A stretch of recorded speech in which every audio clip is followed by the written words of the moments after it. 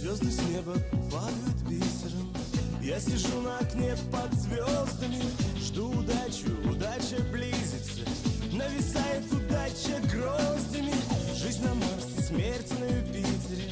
На Луне есть лунные кратеры, а Гагарина зря обидели. Принесли похоронку матери за звезду полжизни, за луну свободу. Я целую небо, оно льет воду. За звезду полжизни, за луну свободу.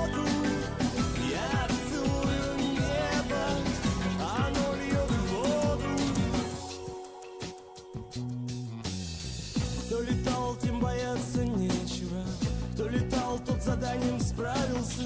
В темном небе кометы светятся, космонавтам такое нравится. Я сижу на окне под звездами, жду удачи, считаю сдачу. Для того небеса и созданы, от того я теперь и плачу. За звезду полжизни, за луну свободу. Я целую небо, оно льет воду. За звезду полжизни, за луну свободу. Я целую небо, оно льет воду. За звезду полжизни, за звезду полжизни.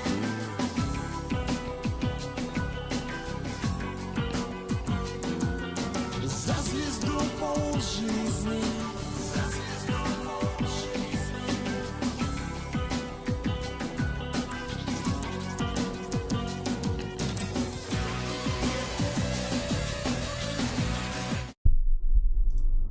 Фух, выдохнуть. Привет всем, ребята. Блин, я извиняюсь за задержку, пипец. В общем, в эфире ДКС решил запустить сегодня это. Маленько мозг размять после работы. Завтра полетим, так сказать, и поедем, и побегаем. Завтра все начнется, это я так внепланово. Так вот, меня недельку не было, я, прикиньте, все вроде подготовился, сейчас, думал, сейчас пойдем, полетаем, запускаю, у меня не запускается нифига. 2 трансляции, причем я нифига себе, пипец, 7 пятниц на неделю, я говорю, каждую неделю приезжаешь и что-то меняется. Устранил, да, запустил, вроде все работает нормально. Не, одна площадка-то запускается, как бы YouTube, а вот с Рутубом, у меня же еще Рутуб запустился. Сейчас запущен YouTube и Рутуб. Так, в эфире ДКС. Сейчас, значит, пойдем в редактор, попробуем колонну выполнить. Да, и какой момент еще кое-какой добавим. Это будет уже у нас 4-й, наверное, что ли, стрим по редактору. Да, я тут как-то было время немного заскакивал. Это шотс вот на канал выложил, смотрели. И думаю, зайду в редактор, чтобы потом это время зря не терять. Минут 20, наверное, времени потратил, разобрался, что к чему, тут кое-какие моменты. Да, тут они обновили, заменили просто слова. Понимание. Это как бы, допустим, в чем загвоздка была? Мы сейчас делаем миссию, там надо сделать ситуацию такую, как бы мы пересекаем границу, залетаем в чужую страну, наносим удар. Сюжет вымышленный. И надо, чтобы на вот эту границу, когда мы пересекаем, чтобы соперник, противник, да, встретил нас. То есть его авиация.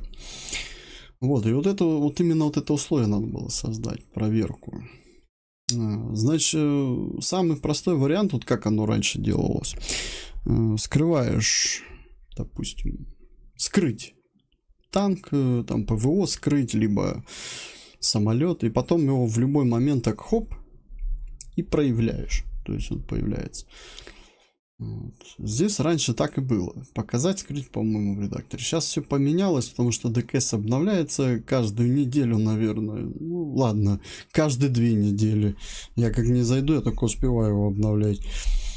И теперь это все по-другому выглядит. Также я рассказывал про очки. Очки это важны, за очки дают звание. Сейчас я расскажу, где эти очки здесь прописываются. И ты можешь просто создавать себе миссию, летать и выполнять летную карьеру, как бы медали зарабатывать, звания. Почему бы и нет? Так, пойдем в редактор. Миссия 1. Да, давайте запустим миссию, где я колонну создавал, и там я не делал. Сейчас сделаем там очки. Да, очки ты сам уже настраиваешь, как бы. Можешь сразу 100 очков игроку выдать при взлете, да, сразу. Хоп, молодец, залетел, чемпион. Нет.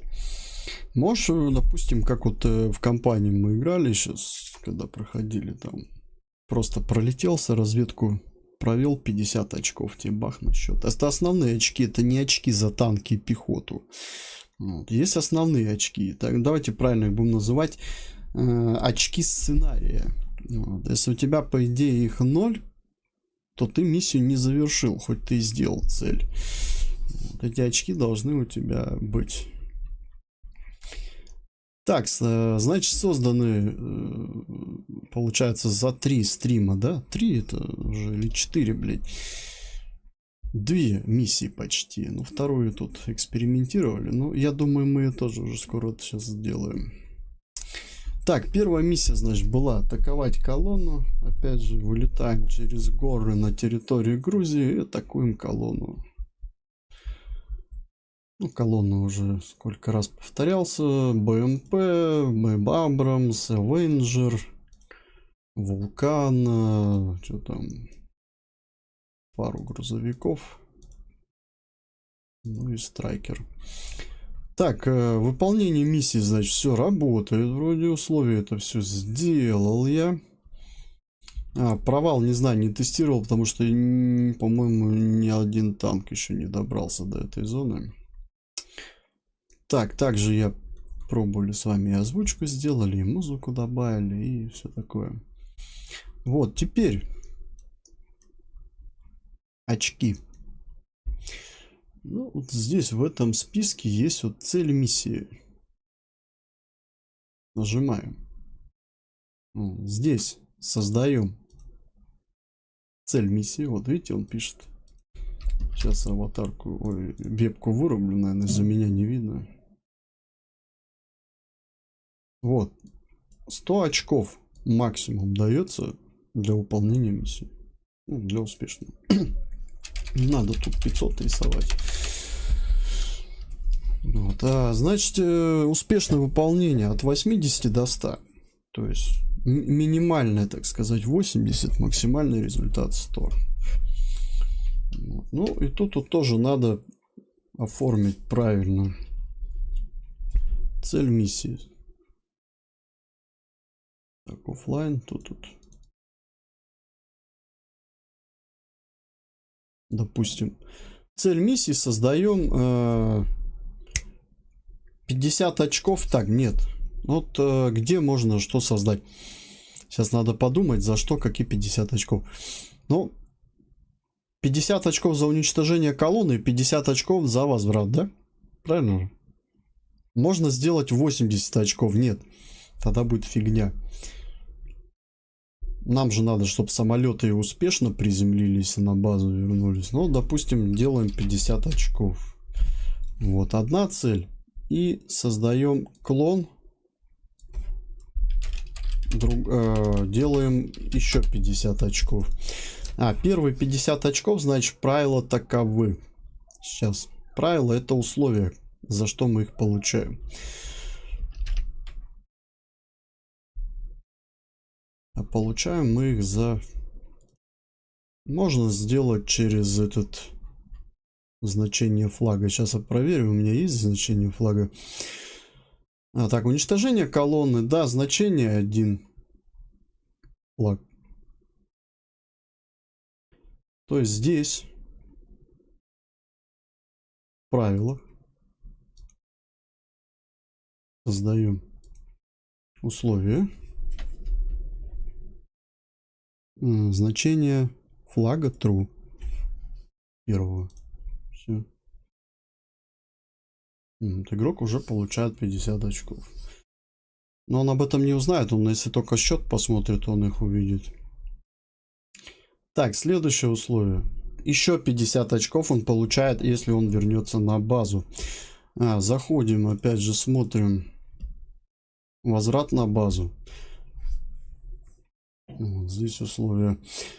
Вот здесь тоже устанавливается флаг 2-2.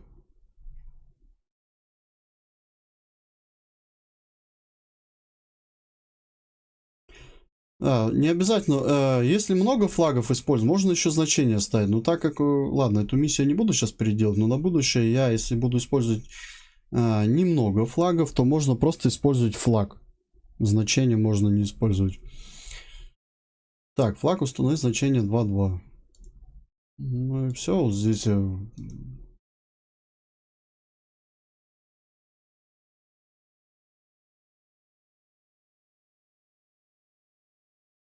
значение флага true.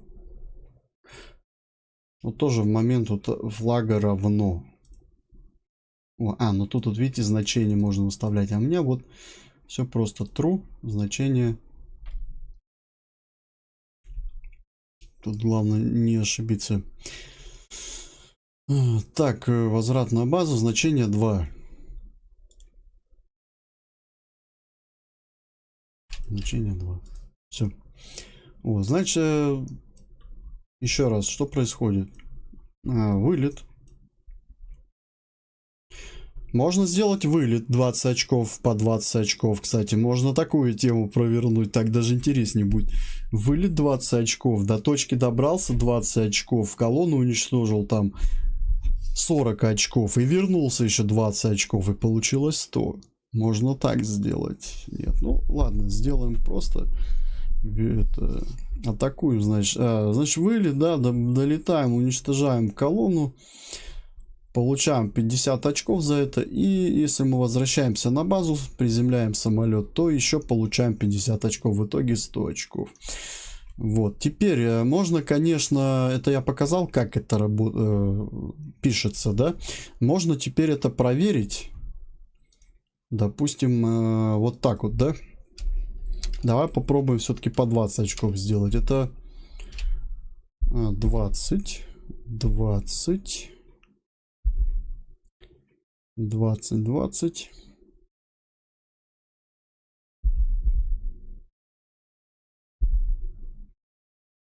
20, 20 и там 40, да, добавим еще 20 на возврат. Так, хорошо, ладно.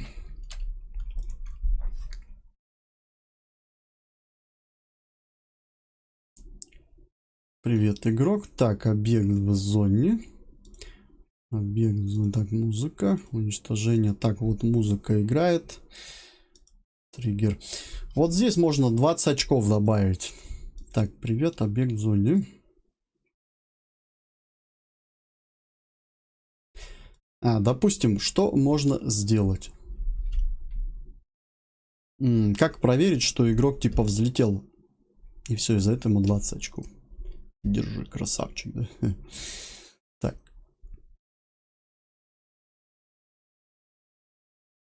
Триггер сделаем, да и все.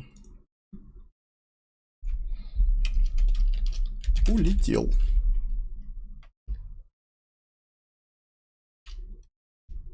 Здесь вот между музыкой и уничтожение колонн создаем еще. Можно назвать, допустим, улетел 20 очков.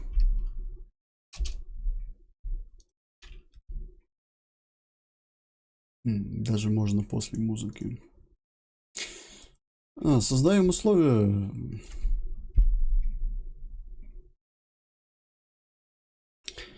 Так, да, объект вне зоны. Объект вне зоны. Ареал 1, по-моему, это я и есть. Вне зоны улетел. Создаем значение.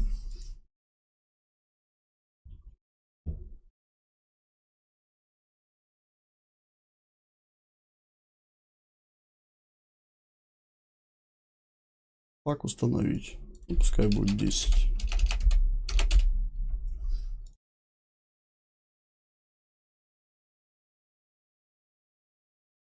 Можно установить значение, а можно весь полностью флаг вот так установить и просто 10.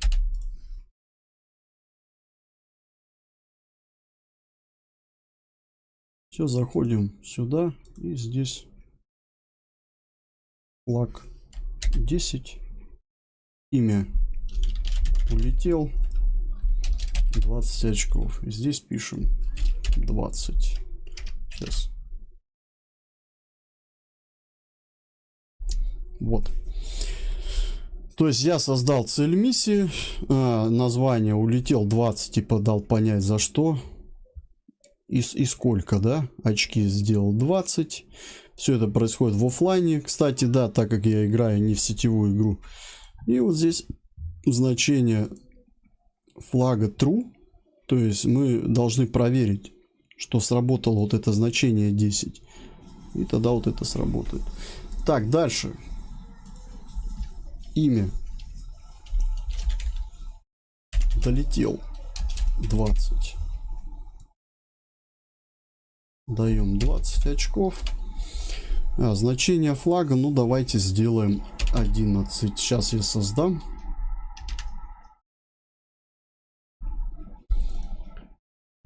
Теперь, какую можно сделать еще проверку? Можно в поинтах посмотреть, как вариант, тоже ППМ, но это тогда надо будет игроку принудительно лететь на ППМ-ке.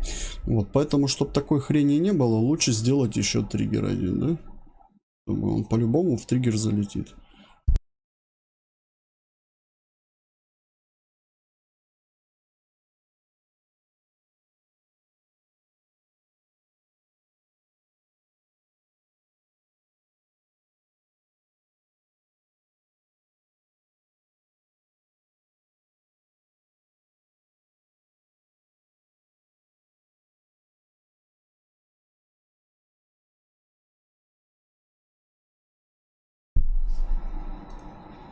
Так, триггер назовем.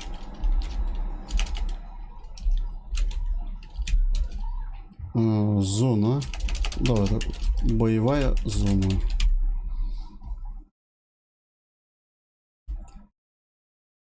Все, заходим в цель миссию.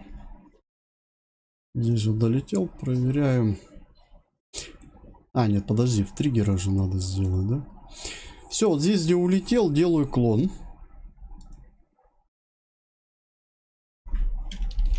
Долетел. Объект теперь в зоне должен быть.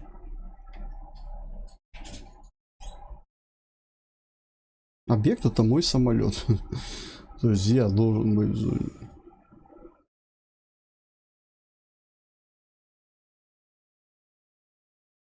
Объект в зоне. Боевая зона. Устанавливаем флаг 11. Все. Ну все, дальше цели вернуться. Создаем за них. Получать. Так, колонна уничтожения 40 очков дается. Цель выполнена. Правило, значит, перепроверяю опять же через триггеры. Уничтожение колонны, флаг 1, да? Здесь создаю опять правила. Правило — это условия. Вот, условия может быть разные. Допустим, объект должен уцелеть, объект должен быть уничтожен, объект там должен прибыть там куда-то на место там какое-то, либо там на аэродром приземлиться. Ну, короче, вот опять же отталкиваемся от того, что мы можем, какую проверку сделать. Ты не можешь все проверить. Ты можешь вот проверить, вот на данный момент, вот, что мне игра дает проверить, то я и проверяю, да, вот здесь.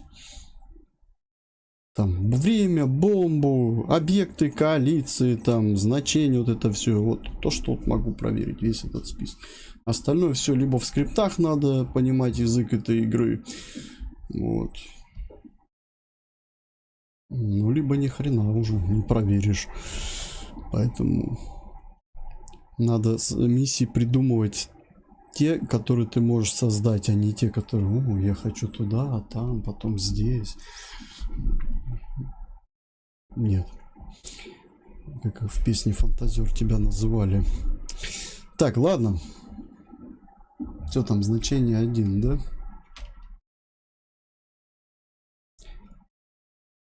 Так, значение true 1. Все. И теперь возврат. Так, возврат у нас проверка.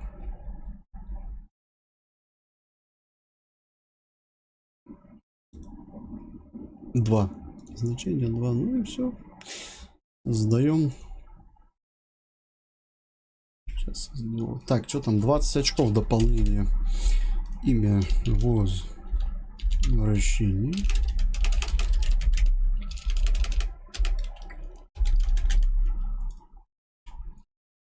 правила.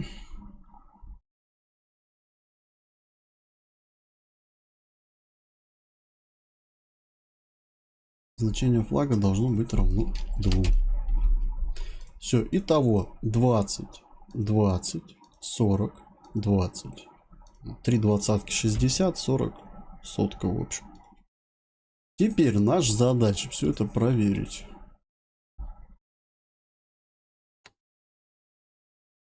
Что у меня из вооружения-то вообще?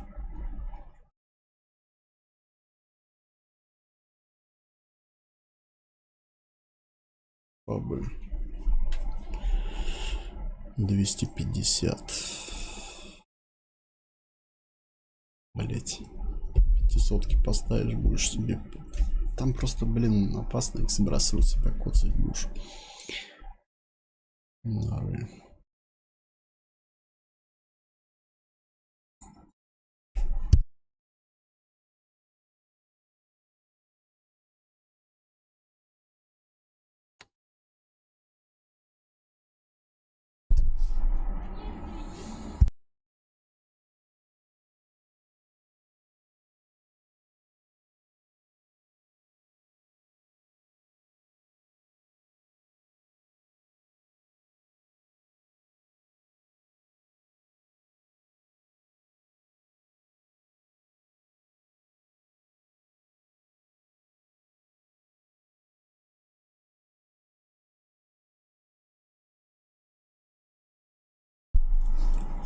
Я думал, уже все потеряно. Ну, у меня когда бардак этот с запуском стримов начался, я думал, все, стрим обломился. Повезло, все работает. Так, ну что, пробуем. Сейчас еще от меня зависит, конечно, но я не умею летать, научите меня. Вообще, что это за игра? Я думал, это War Thunder, аркада, блядь. Что-то маленько не туда попал я. Так, привет, летчик, срочно.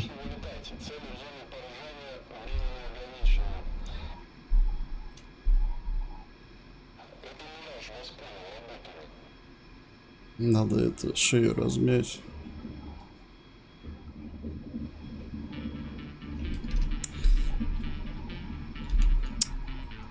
Вот он результат, это есть эти очки, которые я сейчас прописывал. Это очки, вот, которые за единицы дают уничтожено. А это основные очки сюжетные идут. Вот они. Видите, нолик сейчас. Сейчас вот их мы их проверяем сейчас. Эти очки влияют на вашу карьеру в самой игре. Летная книга. Там вы звания зарабатываете, медали. Чем вот эти очки лучше будут зарабатываться результаты, тем у вас больше перспектив на медалю. Да?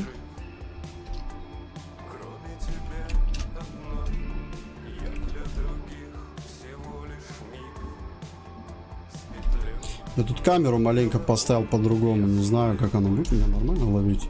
Что она, по-моему, криво меня ловит. Да нормально. Ну ладно, вперед.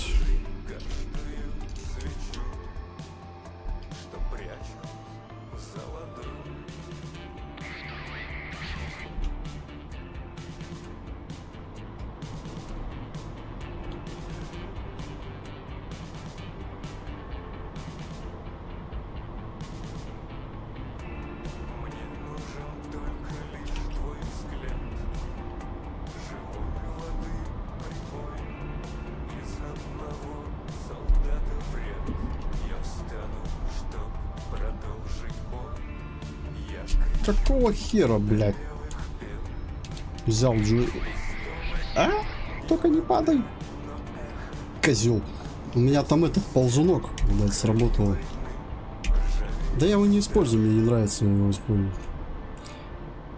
Привет. Как в Reforge? Я не летал в Reforge на самолетах, не знаю.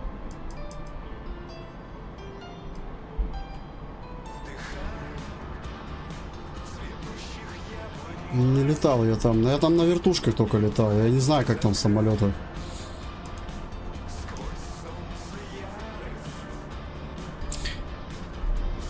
Я вообще хотел Battlefield сегодня запустить, поиграть с вами. Но он полностью на английском языке. Там не все слова понимаю. Поэтому пока ДКС. Там просто озвучка на английском, тексты на английском, блин. Этот 6-й Battlefield, который... Графика красивая там здесь. Так, я правильно вообще лечу? Куда я лечу, да? Мы развернулись не туда немного. Блин, привык взлетать и над аэродромом пролетать, а тут наоборот взлетело, надо лететь было.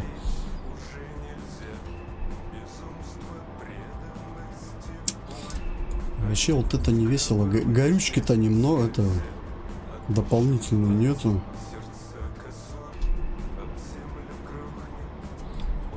Вот туда в горы надо.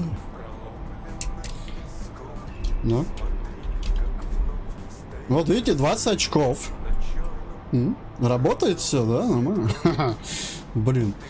Значит, не все потеряно. Ну, я имею в виду, идем к результату. Не все эти... все эти 3 стрима прошли не зря. Видите, вот она, 20-очка уже есть. Еще колонну бы уничтожить, вообще классно. А где мой сосед? Коллега по работе.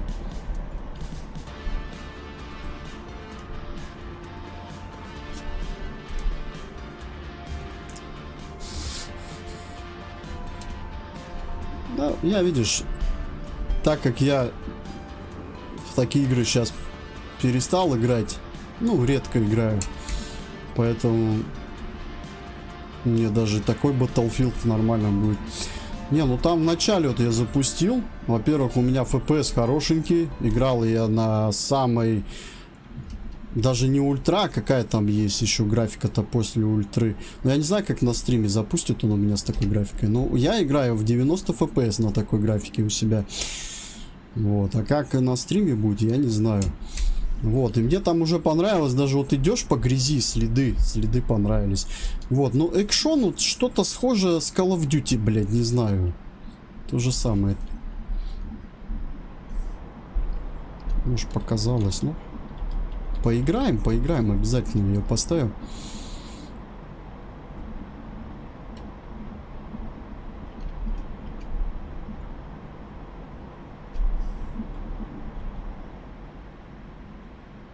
Блин, сейчас надо как-то через горы аккуратно пролететь, чтобы по голове не... Ой, по голове говорю, чтобы этот у меня в скалу не влетел.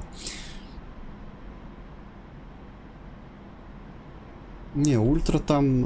ультра это просто ультра. Там еще есть какой-то с киллом связано. Килл как-то... Подожди, как же название такое, я еще удивлен был. Обычно там ультра и все, да? Ну, максимум. Какие еще есть? Ну, ультра и все. А там еще после ультров какая-то тема идет. О, Алексей, привет, спасибо. Там после ультра еще что-то идет. Я надеюсь, это не низкие. Да ну ты что, там графон такой красивый был. Я уже думаю, навряд ли бы на низких бы.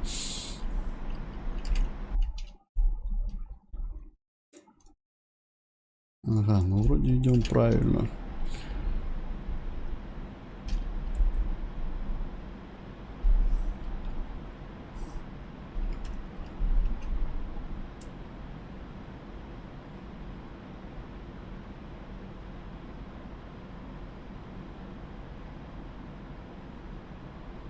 Опять сейчас время такое, блин, не знаю, как у вас, у меня неделю нет, у тебя, допустим, приезжаешь и постоянно что-то меняется. Я уже не... Ну, в жизни-то понятно, это уже стабильно, 7 пятниц на неделю. В играх, блин, уже пипец. Я говорю, вот я сейчас пришел, я в прошлый раз вот играл, стрим четко все вел. Сейчас пришел, запустить стрим не смог. Ну, во-первых, драйвера пришлось обновить. Драйвера новые вышли. Так как видеокарта у меня новая, новое поколение, это вот этих сейчас 50-70, на нее сейчас вот эти драйвера все, которые выходят, их надо обязательно ставить. Потому что если их не ставишь, все, у тебя игры начинают лагать почему-то.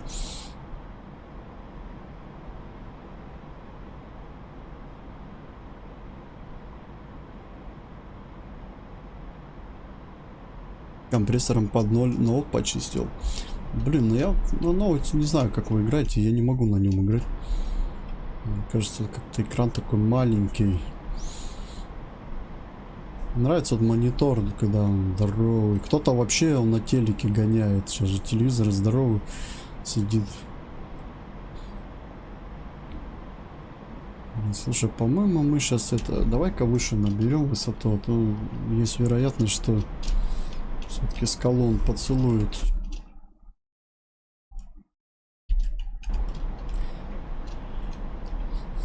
Ну ясно, в общем, у тебя ноутбук тянет Reforge, ну, хороший, видать, ноутбук. Блять, сейчас ноутбуки подорожали, сейчас, блин, можно, вот, чтоб ноутбук взять для нормальной игры, он стоит, блин, как комп.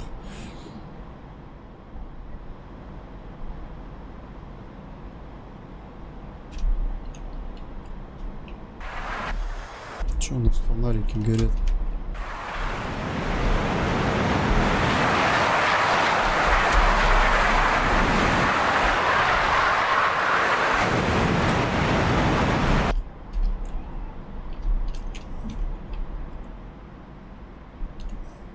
Сложная миссия, конечно. Во-первых, риски постоянно, что под ПВО попадешь. И это... Горючки не хватает, нормально, долго не полетаешь. Надо рассчитывать атаку так, чтобы еще возврат был. Вторая миссия нифига не легче, там и вообще с самолетами надо будет драться. У меня вообще была мысль МиГ-29 поставить, но тогда мы там точно застрянем надолго. 29-ки нас быстро раскидают.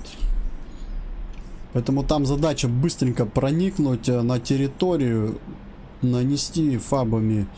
Короче, сбросить фабы и свалить оттуда. Вот.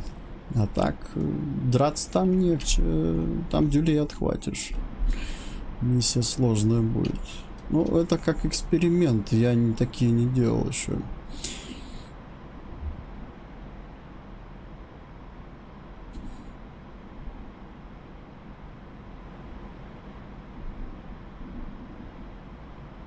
ПС падает ниже 20. Интересно. У меня FPS падает на Эвероне, и то он падает у меня где-то с 90 до 80 бывает местами, ну до 75 где-то на Reforge. Вот. Ну или когда играешь на модифицированной арме, штук 30 модов там подключено, какой-то мод выдает ошибку, это стопудово.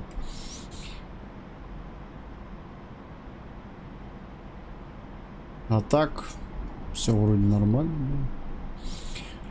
Ну, видишь, я тебе скажу так. Сейчас игры бывают такие, знаешь, побеждаешь. Если раньше, допустим, игра требовала что-то, да? Прям писали эти требования. Ну, чуть помощнее возьмешь компьютер, играешь, кайфуешь. Сейчас нет. Сейчас вот игра выходит, и тебе надо компьютер в 3 раза мощнее этой игры. Тогда будешь играть комфортно. Вот. А если в наши игры играть нашего производства, то тебе надо в 10 раз компьютер мощнее и чипы еще чтобы соответствовали. А то если не тот чип, то у тебя есть, ну типа как Тарков, вот он любит процессор, допустим, не Intel. Ты хоть какой там, хоть 50-ядерный бери Intel, он у тебя все равно будет лагать. Вот это вот проблема у наших игр, я так понял.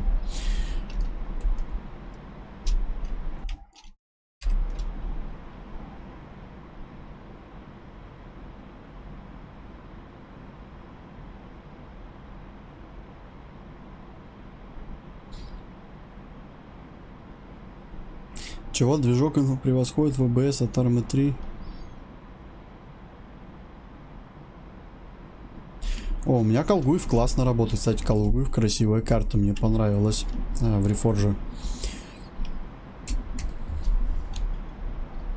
У меня наоборот Колгуев ништяк. Так, сейчас проверяем с вами 20 очков, когда в зону влечу. Туда. По идее, они уже должны были сработать, но не знаю. Если оно не сработает, значит некорректное условие, потому что первые 20 очков я получил. Слушай, а может это не прибавляет? Может это... Может она в общем количество очков меняет? Вот сейчас 20 поменялось на 20. Вот если это так работает, тогда, блядь, я не так эту хрень маленько понял. То есть он мне сейчас просто 20 число заменит на 20. Вот, я-то думал, он их прибавляет. Нет, тогда делается так. Рисуется, значит, да? Вот сейчас мы долетели 20. Потом 40 рисуется.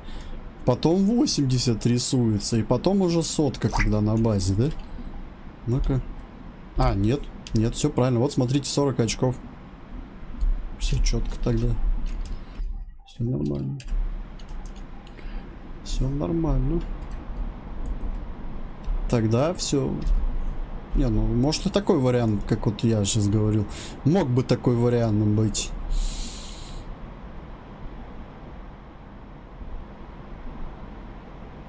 Мне нравится в Army Reforge на земле движок.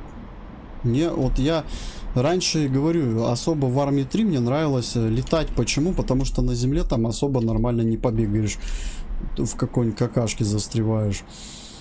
А здесь классно вообще. То есть здесь шустро перелазишь заборы, в дома, быстренько забегаешь, укрытие занимаешь. Не, классно вообще. Конечно, оно намного кайфовее. Так, ну что, идем на перехват. Блин, ну, вот я долетел, у меня уже горючки вон. Осталось немного. Был как-то у меня тут одна атака такая классная прям. И я смог с одного захода нанести хорошее поражение.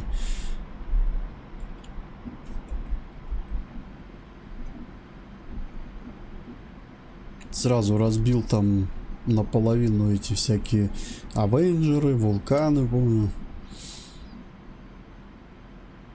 Нет, это просто... Нет, почему триггер? Ой, не надо никакие скрипты. Мы здесь работаем как в армии. Это как в армии, знаешь, через триггеры. Здесь можно интересные миссии делать и без скриптов. Нафига они нужны, блин? Я-то делаю для таких вот любителей. Я вот любитель, я себя любителем считаю. Я не считаю себя каким-то тут специалистом. Куда интереснее сделать миссию самому. Не вот эту жесть какую-то для задротов, блядь. Ну, на самом деле. Вот есть миссии создаются, ну, я иначе не могу их назвать. Ну, сейчас это хардкор.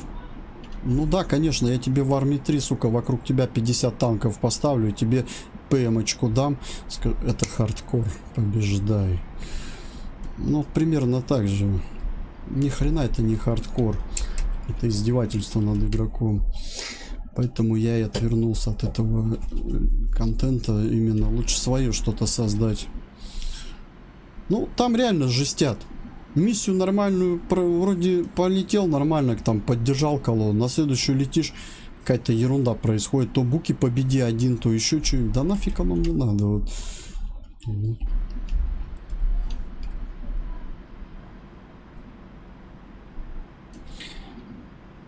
Поэтому я и перебрался в редактор, и сейчас я создаю, пытаюсь сделать какие-нибудь миссии. Вот. Ну, опять же, выбор какой? Штурмовик, так как я летаю на граче, поэтому миссии для штурмовика в основном. Если был бы истребитель, скорее всего, наверное, для истребителя были бы задачи, правильно же? Ну что, выставляемся. Первым делом нарами, наверное, отработать.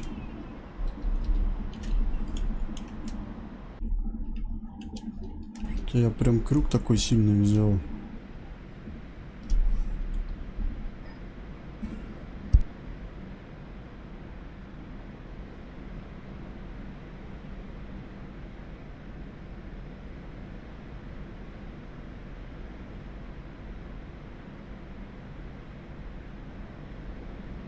Просто многие игроки играют как игроки, да, допустим. А я вот, так как я уже редактор в одной игре освоил, да, так хотя бы что-то умел делать.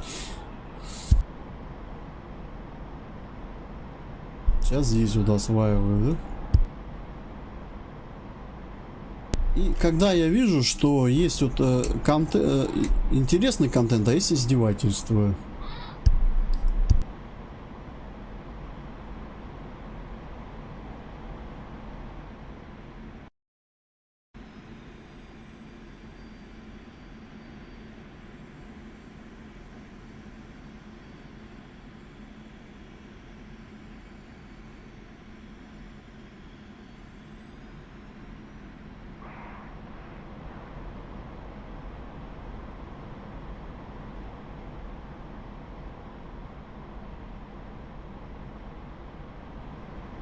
Блин, где цели мои? Не понял. Что я их, походу, сильно близко подпустил, что я их уже потерял. Ну, короче, я чувствую вот этот подвох. Когда и создают херню, я ее чувствую. Не знаю почему. Если бы я бы не говорю, в редакторе бы не знал примерно, как это создается, я бы сказал, ну, наверное, ну так и есть. Нет, ни хрена. Можно создать игру для любителя, а можно такую миссию создать, что ты ее будешь, блядь, неделю играть. Вот и все, вся правда.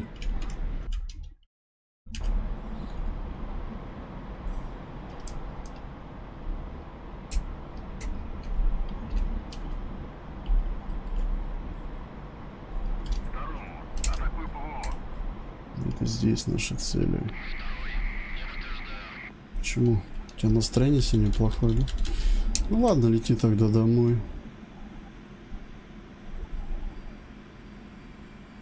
Где наша колонна? Ой, я на нее выхожу на нее. Вон она едет. А чё она?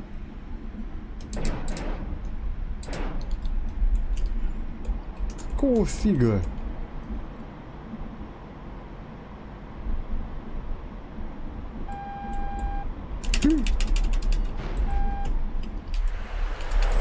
Ой. Я забыл кнопку, извиняюсь. Я не на ту кнопку ЛТЦ использую. На Z, а я на Enter нажимаю. Мой косяк.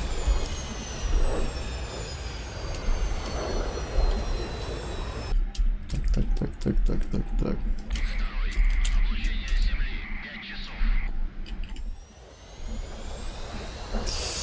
Какой там левый?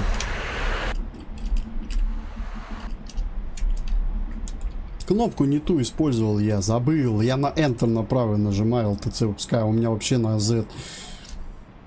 Ракету-то я увидел.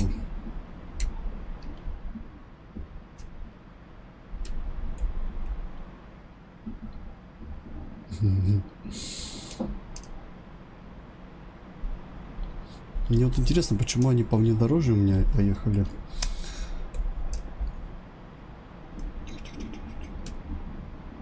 Я падаю. Я падаю.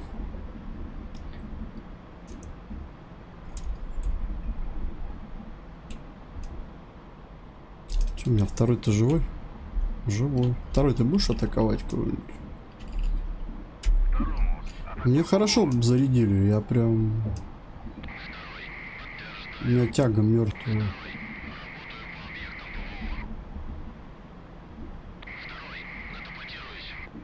Прикольно ты отработал. Слушай, ну я так же. Тоже. Хорошо отработал. Что-то мы прям хорошо дюлей получили в этот раз. Обычно хоть что-то делаем нам плохое, а тут они нам плохо сделали.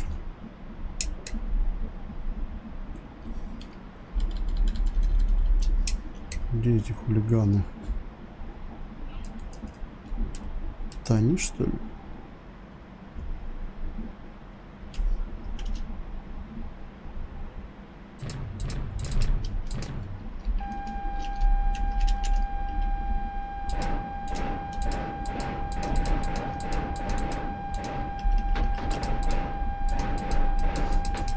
Пацаны, да я так немного разминаюсь. Ну чё вам, блин. Все, последний двигатель сожгли, гады. О, смотри, а там нормально им так подпалил-то. Авенджер даже сжег.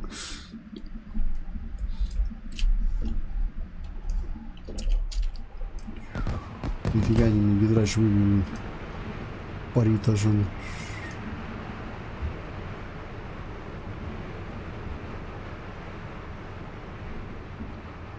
Я в лесок за грибами. Да, не, ну, пройти как бы это одно, но результаты-то работают, самое главное. Осталось только ее еще пройти, но мы ее проходили с вами уже, эту миссию. Вот, результаты 40, вот к этому бы еще 40 добавился, по колонну уничтожили. Так, ну ладно, меня все равно радует, все работает как бы. Очки... Видали, как это работает? Я имею в виду, что если результаты работают, то и очки, это, то и медали дают, да. А что я там поразил кого-то? Да, я 2 ПВО уничтожил. А, нет, ни хрена. Подожди, а за что тогда мне дали? За то, что я полетал?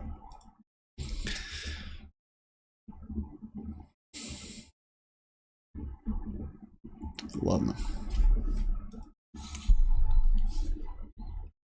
Ну, я медальки себе не прописывал, сами видели в редакторе. Я не писал себе там медальки.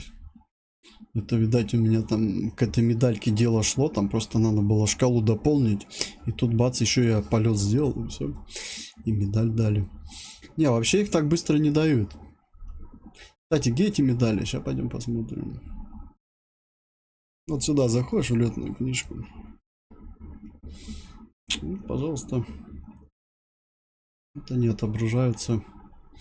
Звание тоже повышается у тебя. Вот сейчас у меня старший лейтенант звание. Вот она, видите, статистика считается. 4 катапультирования у меня уже. 147 наземных целей. 3 смерти у меня. То есть троих пилотов я уже потерял. Да. Есть часы, даже можешь вот свои посмотреть, часы налетов. Вот у меня пишет 12 часов почему-то. Хотя мы с вами уже не первый стрим. Там по 5 часов даже, да, играли. А, ну не то, что прям летали, но в редакторе сидели. Так, ладно. Времени не теряем. Пойдем тогда ту миссию сейчас еще посмотрим. Продолжим ее разрабатывать.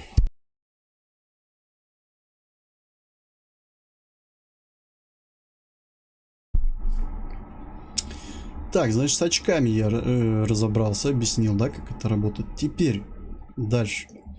Как работает показать скрыть здесь? Давайте вот так вот сейчас, чтобы ясно было. Это очень важно. Долго тоже думал и надумал. Так, что нужно? Нам нужен... Пускай даже этот аэродром будет. Так, парковочные места есть? Есть. Сейчас я себя поставлю. Нет, ну точно не лоси. Давай то, что у меня есть. 25. Так. Первое место. Ага. Вот, и поставим рядом со мной какую-нибудь технику.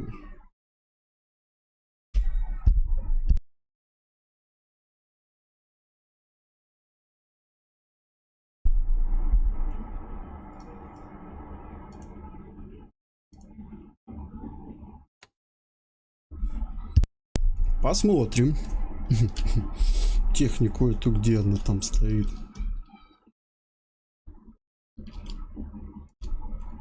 Так, надо трекер убрать пока. Так, вот мы... Вот он, БМД, да? Видно, да, его? Вот, допустим, вот нам в миссии надо сделать так, чтобы этот БМД не было видно вообще нигде. И вот он, бац, появился, да, где-то. Вот, также, допустим, тревога срабатывает где-то, и бац, там на аэродроме авиация откуда-то появляется. Вот, что можно сделать? Тут есть вот, смотрите, фишка такая. Я тут узнал, как она работает. Так, видно, да? Вот там снизу картинка. Я не закрываю ничего. Вот, задержка активации. Вот эта штука есть. Кстати, перед этим также можешь ее на карте скрыть. Ну, хотя нет, лучше задержка активации. Почему скрыть лучше не использовать? Потому что нету проявить там. Я не нашел таких. Поэтому проще задержку сделать. Вот здесь задержку, галочку ставим. Это не важно. Танк, самолет, пехотинец, объект. Ты даже можешь здание спрятать. Всем привет, удачного стрима. Дрон, привет, спасибо. Из редактора Arma 3 перешел в редактор ДКС. Да при чем тут Arma 3-то и ДКС? ДКС там другой редактор уже. Хоть и чем-то схожий даже, может, триггерами. Вот этим логика что-то схожая такая же. Тем он и удобен. Кстати, после Arma 3 неплохо и в ДКС создавать миссии тоже. Ну, то есть, если ты там освоил примерно, что такое триггер и поинт, пожалуйста, можешь здесь проявить себя тоже, что-нибудь создать. Ну, я имею в виду, тебе здесь просто будет. Вот в Reforge бы еще бы такой редактор, и вообще было бы классно. Так, ну, все, задержка активации я сделал. И сейчас вот смотрим.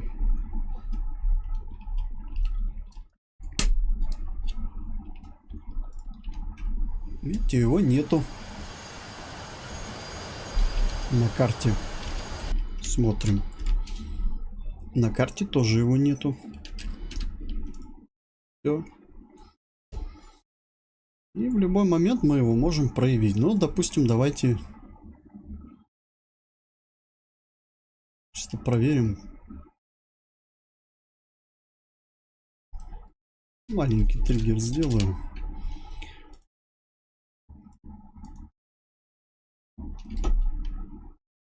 Что мне мозга компенсируешь? Да, красный, да. Вот до сюда нам сейчас надо будет доехать. Так, проверка, кто я. Реал 1. Группа. Сейчас условия поставлю. Так, создать. Ну, допустим, объект. То есть я в зоне этого триггера. И создаем вот здесь.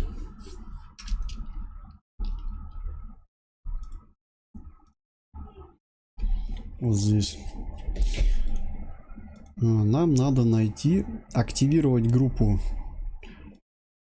Вот, единственное, надо понять. Сейчас, секунду. Группа как называется-то? Ground 1. Вот, по вот этим группам работаешь. Ground 1. Ареал 1. Вот.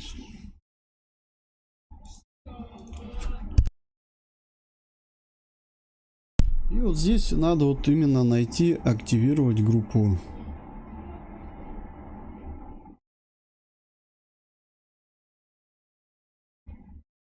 Вот они, видите, группа стопы перестроится по шаблону. Не, ну да, Reforge бы редактор из Arma 3, согласен. Можно было и не осваивать его, а создавать что-то. А сейчас вот опять там тратить десятки лет. Так, группу активировать. Все, и вот тут Ground 1. Все.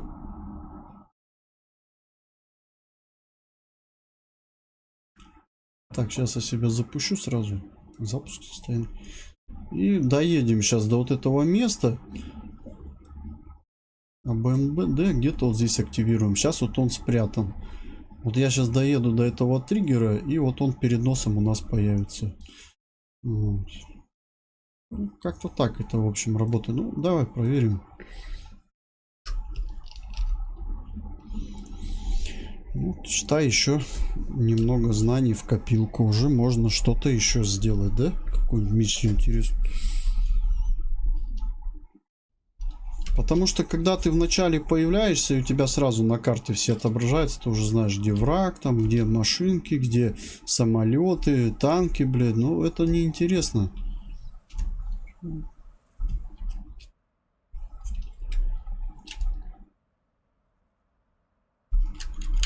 А чё? Блин, горячий старт надо было бы брать. Ну, ладно, давай запускайся.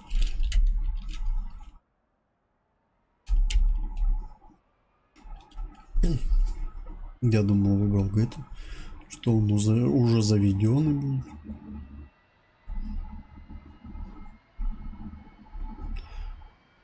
Надеюсь, в 4-й части будет интеграция новая. Не, я думаю, навряд ли там. Там все по-другому сейчас будет. Поэтому я думаю, можем уже не надеяться на тот редактор.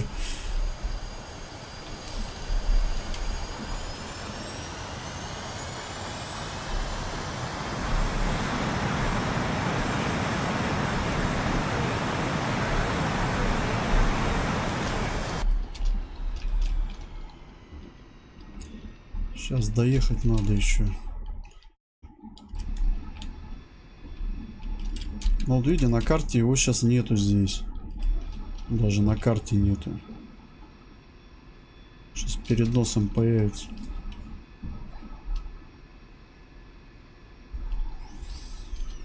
Как бы мы ни относились к бисам, я нормально. Вон, видите, появился перед носом. Я нормально к ним относился. А чё тебе бис? Че с ними не так? Ну, я имею в виду, как бы, вроде ничего плохого не сделали в игре.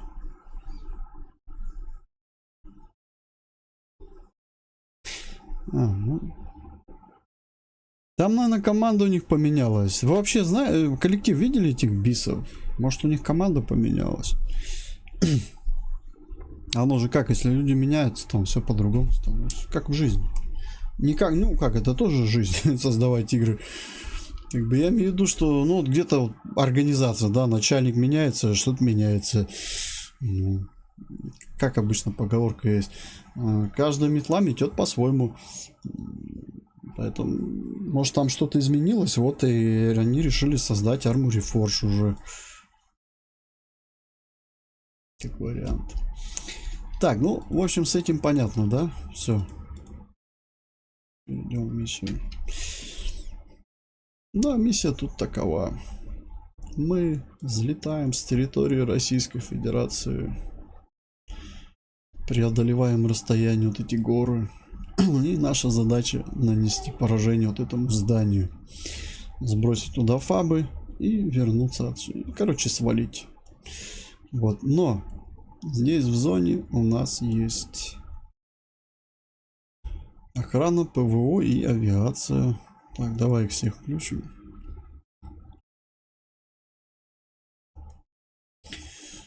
У нас здесь есть стрела 10М. У нас здесь есть оса. У нас здесь есть... Что это за хрень? Какая нафиг артиллерия? Там не должно быть артиллерии. Я не ставил. Не надо артиллерию. Здесь должно быть ПВО. Блин, вот сейчас вспоминаю какую.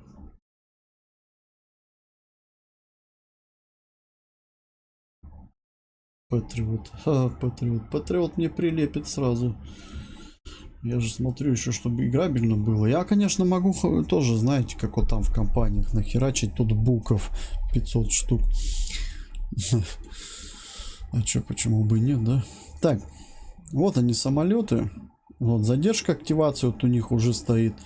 Так, в планировщике их можно не скрывать, их и так это они не будут видны, по-моему. Я сейчас проверю. Вот здесь тоже задержка активации. Так, на карте не надо ничего скрывать. А почему? Потому что их потом... А, подожди, хотя... Нет, давай скроем, даже если они появятся, на карте их не будет видно. Чтобы не залупаться на них целенаправленно.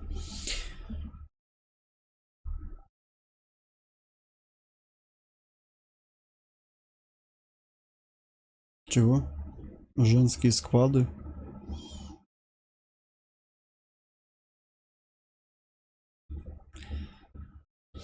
Там же какая-то Наташа из Тима. Ну да, девчонки играют в Арму. В Арму 3 он тоже у нас в Дискорде вот девушка была. Она и есть Ева, стримит тоже. Фу, сейчас везде девчонки играют. Поверь, меня вообще не удивляет это.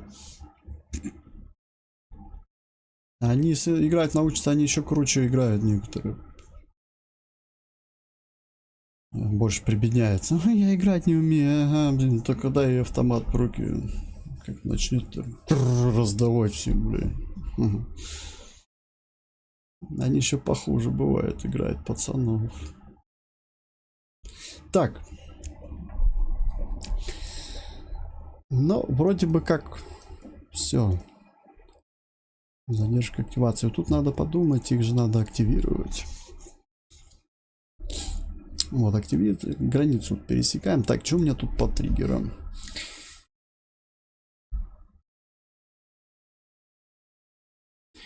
А, тут идет, значит, на базе пока ничего не создано. Ни музыки, ни озвучки, ничего. А задача, значит, нанести удар по объекту. Уничтожить объект на вражеской территории, вернуться обратно на базу. Внимание, для уничтожения цели используются бомбы ФАП-250. Задача для красных. Ну, можно, конечно, если это PvP игра, можно для синих задачу сделать, допустим, защищать объект, да. Так, что мы здесь имеем? Кого? Дым стоп? Нет. Почему-то они сделали всю вот эту тему вот там вверху. Или я просто не там свою вебку включил, да? Хрен угадаешь, где ее врубать. Так, здесь проверка идет. Либо первый самолет, либо второй влетает тут в этот триггер. Триггер вот у нас вот такой длиной, как граница. Типа. Вот, и срабатывает флаг 3. Почему флаг 3? Пускай будет флаг 1. Давай с флага 1 начнем. Вот флаг устанавливаю. Дальше сброс на цель. Сброс на цель, значит, бомба в зоне. Цель 1. Смотрим. Вот он, триггер. Вот сюда должна прилететь бомба. Ну или две бомбы.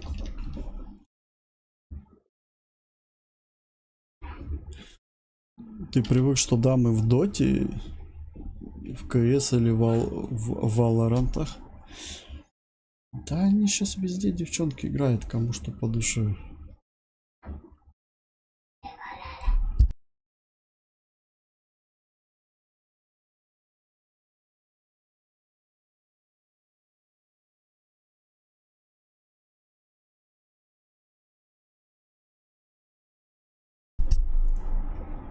Так. Давайте посмотрим еще одну проверку. Тут получается две штуки я сделал проверки. То есть надо проверить сброс, что бомбы полетели. Да, именно две надо сбросить. То есть у игрока всего одна попытка. Вот оповещение на экране. Сброс бомб выполнен. Отлично работал. Вот. И сразу же проверка идет. Если вот любой из этих объектов, то есть вот этот или вот этот будет поражен, то, ну, это логично, значит, ФАП прилетел. Какой-то, да, ФАП прилетел в здание. Вот. И идет звук. Звук вот такой я добавил. Это у меня с армы 3. Типа оповещения.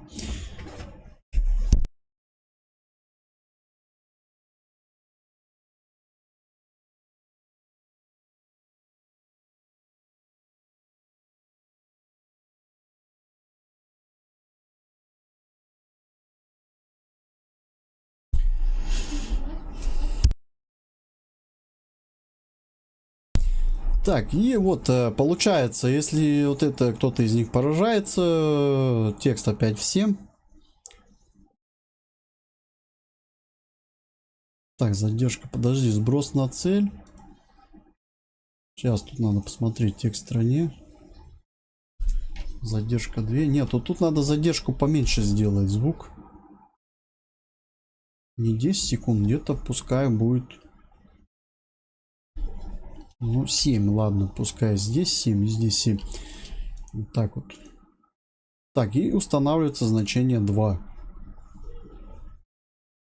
Вот, значение 2 это вот как раз и выполнение задач. Блин, ну тут сейчас надо головой думать. Прям тут надо все учесть сейчас. Так. Ладно, давайте цель доделаем. Потом перейдем к охране объекта.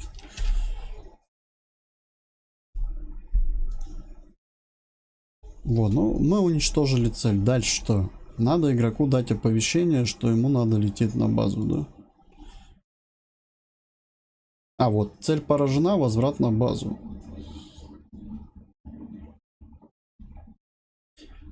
Здесь можно сразу сделать еще одну тему. Допустим, здесь мы делаем по 50 очков, да? Сейчас. Результаты я имею в виду сразу сделать. Смотрим в триггер. Так, сброс на цель. Попал в цель. Вот, за это 50 очков дается. Флаг 2. Вот здесь ставим. Опять я мешаюсь, да? Ну я нагнусь, видно? Нет. К сожалению. Так, поехали. Тут я экспериментировал. Я вот в этой миссии же это пробовал. Эти очки ставить. Да-да-да, так я оттуда из звука это взял, стырил. Сейчас использую вот этот динь-динь. А что, классный. Зато это хорошо проявляет себя. Так.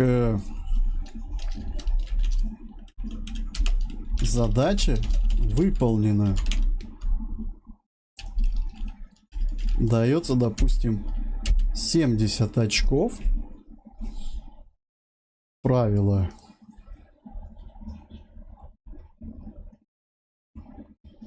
Здесь очень важно не накосячить. Так, флаг установить 2, значение 2. Не знаю, мне удобно с флагами работать. Как-то проще, что ли. Так, флаг значение 2. Так, true 2 здесь. Все. То есть получается, бомба прилетает в триггер, поражает какую-нибудь из этих целей. И все. И срабатывает цель миссии, которая дает нам 70 очков. А 30 очков мы уже получим при возвращении. Все, дальше, значит, условие создается такое же, как мы проверку делали на предыдущей миссии. Пойдем туда. На базе, я имею в виду. Тоже голову ломал. Ха. Не так все просто, блин. Как проверить, что он приземлился, как проверить, что он на стоянку приехал. Тоже еще тот гемор был. Вот здесь смотрим. Возврат на базу. Какие здесь создавались правила? Ну, значение флага, значит, циферка 2. Там у нас используется объект в зоне. И условие объект высота над уровнем земли менее чем. Вот надо запомнить вот это условие. Вот, что это дает? Это мы когда на базу приземляемся уже, то срабатывают эти вот объект в зоне, объект высота над уровнем. Ну а дальше уже проверка идет. Стоянка. Уже надо добраться до стоянки. Ну, там просто объект уже просто в зоне и все, да? Поехали. Главное вот это название запомнить, длинное самое, там что-то с высотой связано. Я помню, мне тут человек тоже помогал в чате, и мы наконец-то пришли, так сказать, к правильному решению.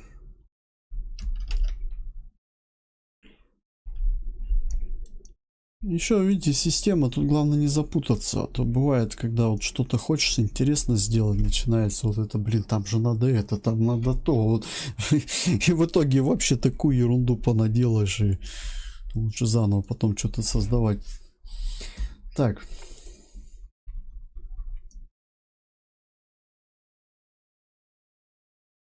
Здесь надо триггер создать.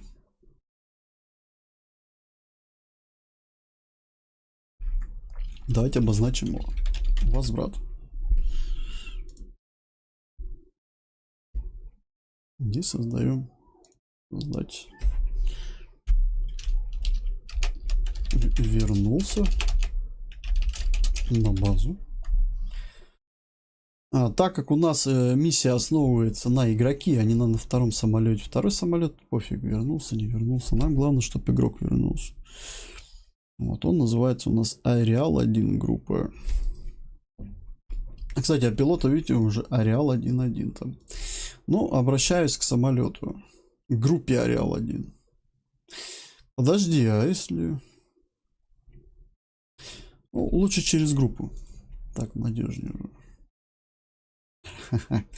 А ты, блядь.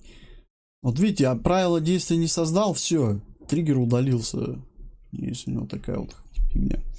Еще раз. Вернулся на базу. Создаем правила. Значение флага, значит... Проверяем. Попал в цель. Двоечка.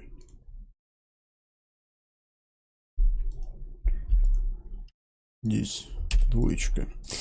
Создаем еще одно правило. Так. Ну давай будет группа в зоне. Есть тут группа? Именно там. Пускай группа будет.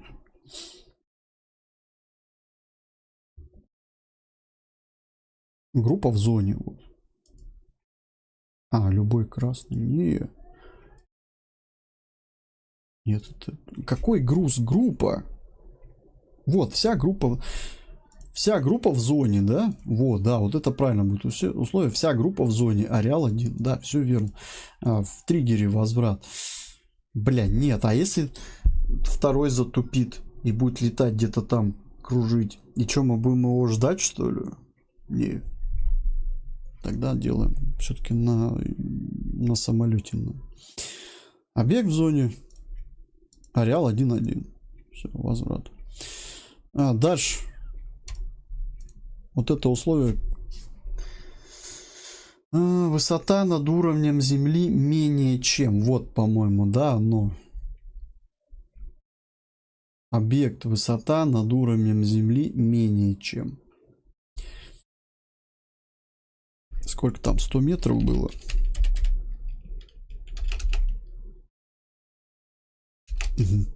А если такая хрень получится, вот я иду на посадку, и тут не успеваю скоростью, не сбросил, и пролетаю на высоте там 50 метров. И дальше полетел. Проверка-то все равно сработает. Сколько вот высоты поставить?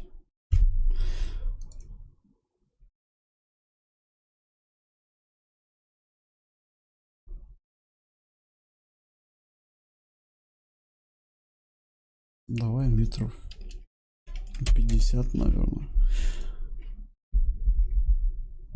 50 или можно и на полтинничке пролететь.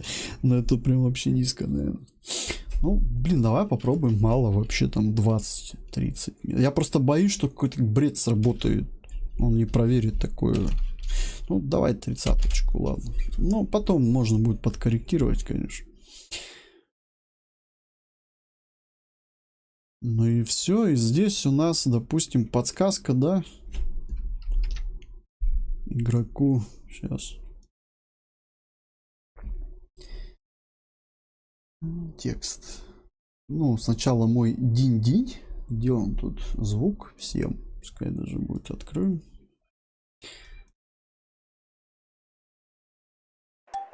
Динь. Динь-динь. Текст. Всем.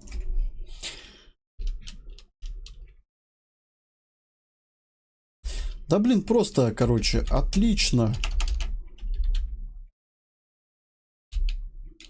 Нет, подожди.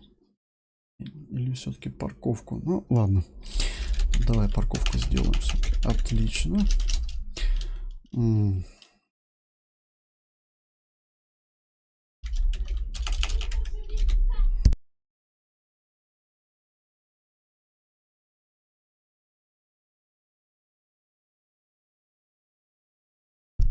Отправляйтесь на парковку. Так, секунда. Вот эти секунды, вот что это за секунды? Это столько...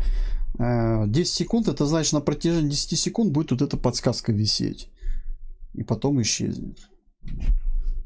задержка, это значит, вот не сразу появится эта заставка, а вот ты приземлился, сработало условие, оно уже сработало, но не сразу появилось, а через вот 2 секунды, допустим, здесь поставишь, через 2 секунды, вот 2 секунды проходит и появляется эта табличка. И на протяжении 10 секунд она работает. То есть вот так вот это все. Вот, задержка. Ну вот сколько сделать? Так, звук всем смотрим 2 секунды. Значит, здесь тоже делаем 2 секунды. А то звук сработает день, а текста нету, да. То есть оно должно совпадать. Ну и все, теперь надо сделать парковку. А, нет, стоп. Не все. Сдаем флаг на проверку тоже. Так, 1.2 используется. Сейчас будет флаг 3.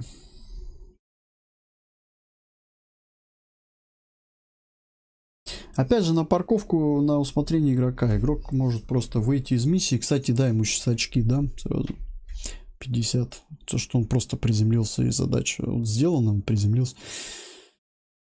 Так, установить флаг 3.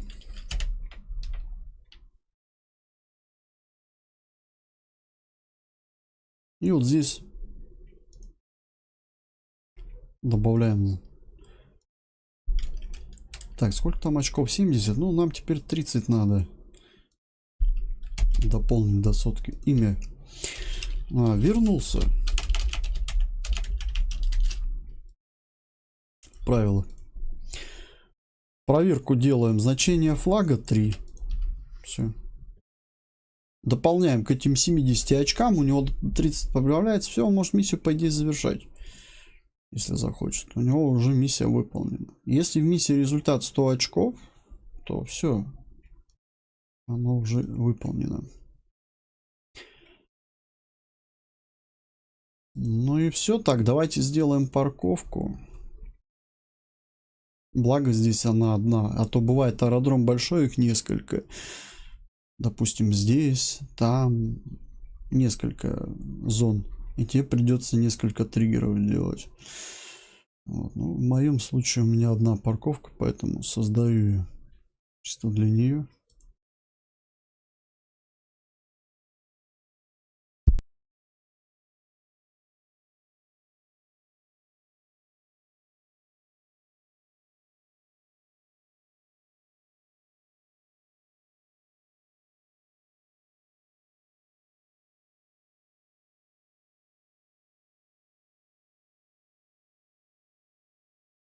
Я не буду там конкретно места выделять. Я просто вот захвачу вот эту парковку всю. И все, самолет, если до туда доедет, это уже результат, как бы, что ты приехал, и все.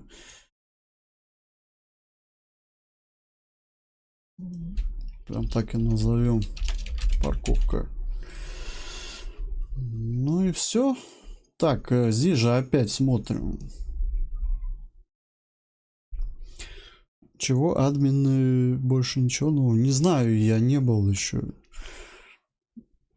Ребят, я только завтра, у меня выходные начинаются полноценные, так что я сегодня вообще как бы не думал, что в эфир выйду, просто повезло. Поэтому я не знаю, что там на сервере, я не играл, меня неделю не было, я же сейчас 7-7 работаю. Ну, я так новости читал мельком. Вроде как это миссия другая там какая-то уже. Какая-то миссия сломалась из-за того, что опять там мод какой-то обновили. Видите, там сейчас с модами проблема. Они же обновляются постоянно. Люди только миссию сделают. Ну, как вот мы страдали в Арме 3, вспомните. В редакторе. Кто начинал с самого начала там что-то делать. Только что-то создадим. Выйдет какое-нибудь обновление либо на игру, либо на мод, и все это ломается постоянно, это пипец. А если это реально еще миссия какая-нибудь сетевая миссия, она еще проблемнее. Так это у меня что-то, блядь, с интернетом. То ли кабель мозги компенсирует, надо проверить. Может, из-за этого у меня связь хреновая.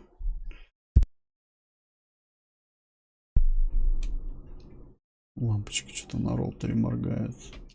Мне это не нравится. Ну, сейчас посмотрим. Ну, Ну да, что-то есть. Надо будет проверить. Только сейчас обратил внимание. Так, ладно. Так, вернулся на базу, становится... Так, не 3. Ну да, 3, все правильно. Все, создаем. Парковка. На парковке. На парковке здесь достаточно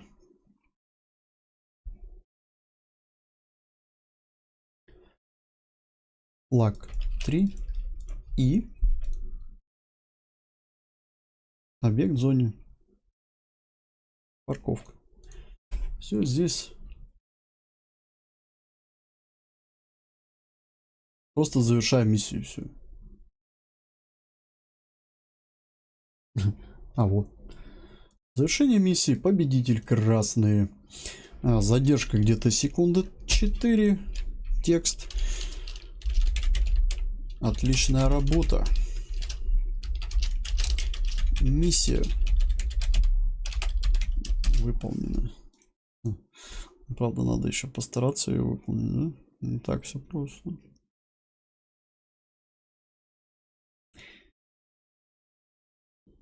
Какой-то важный патч и все мод комьюнити фиксит пойдет. Ну да. Ну, было такое. Так, ну что? Здесь все готово. То есть основное все создано. Долететь, нанести удар, вернуться, все это работает. Так, цели здесь. Задачу выполнил, вернулся, тоже все работает.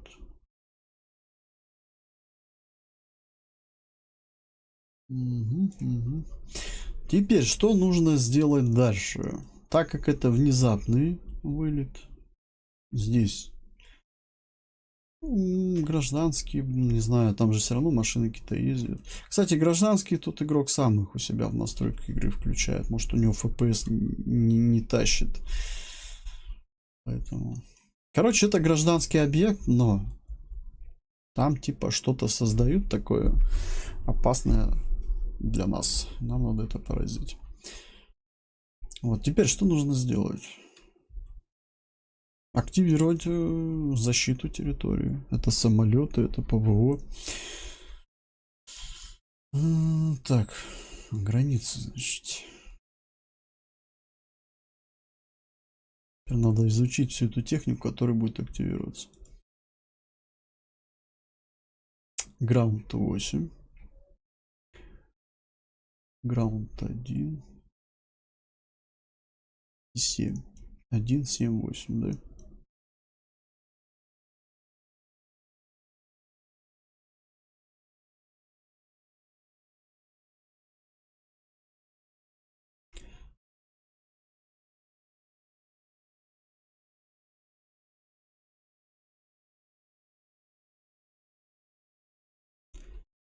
Один, 7, 8. Ну все, поехали. Так, вот тут между триггерами создаем триггер. Охрана, оборона врага. И после обнаруженного он должен быть.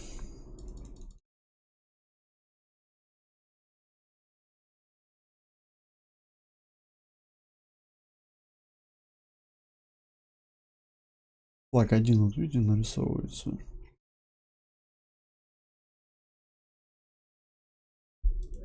И здесь, значит, создаем условия на флаг 1.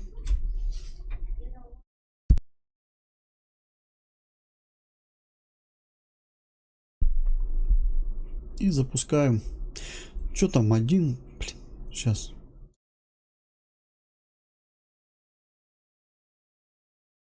8, 1. Да я сначала ПВО запускаю. Короче, 1, 7, 8.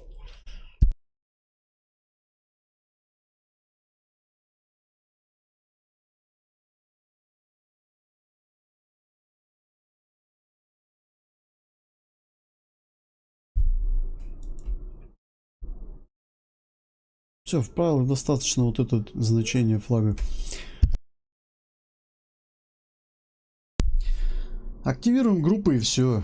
Они, получается, каждая единица это отдельная группа. Они не в одной группе состоят. Так, а где тут активация у нас? Постоянно теряю. Вот она, группа активировать. И ищем здесь в списке 178. Граунд 1. Клон.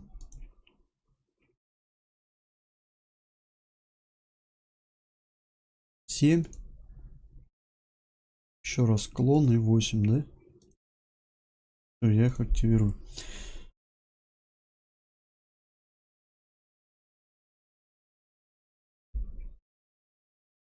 Вот. Начинают работать ПВО.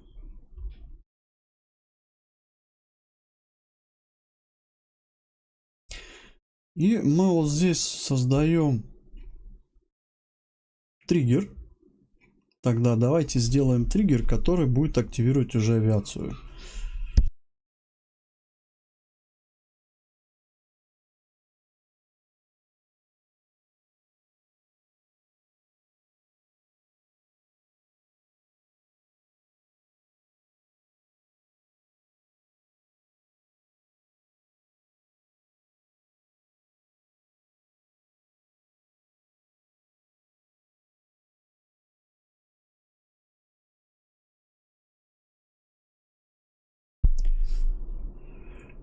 Маленько додам себе фору. А то я знаю свои навыки. Мне сейчас тут тюли-то надают быстро. С грачами-то особо. Ну, одно дело там на земку бить, а когда, извини, авиация вражеская, это не так все просто. Так. Зона ПВО, пускай называется. И тут вот оборона врага. Создать.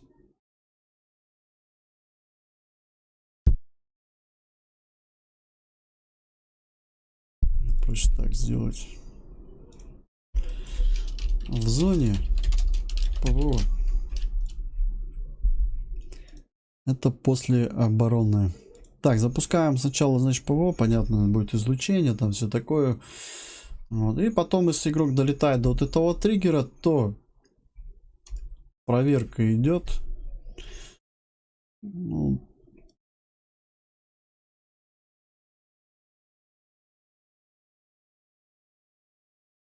объект в зоне. Зона ПВО 1.1 создаем.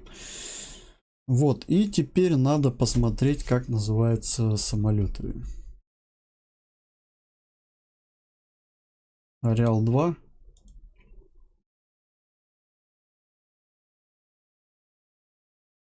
Короче, Ареал 2.1 и Ареал 2.2.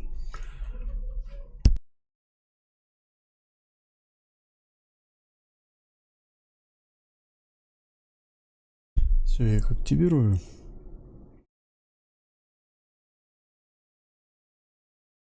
Ну Ареал 2 и все, вот, группа активируется. Все. Дальше можно там озвучку добавлять, музыку добавлять, уже что хочешь. Самое главное вот этот процесс создать. Ну что, проверим. Блин, ну это пипец, конечно, то миссия очень сложная будет. Во-первых, надо, чтобы тебя не сбили. Я вот не знаю, здесь горная местность, нет, вот это тоже вот надо проверить. Ну, будем корректировать время от времени. Так, ну что, полетели. Так, погоду я тут сделал уже тоже все. Это июнь 2008 год, время 6 утра. Да, будет ветер. Ветрено будет. Все, давай проверим. Посмотрим.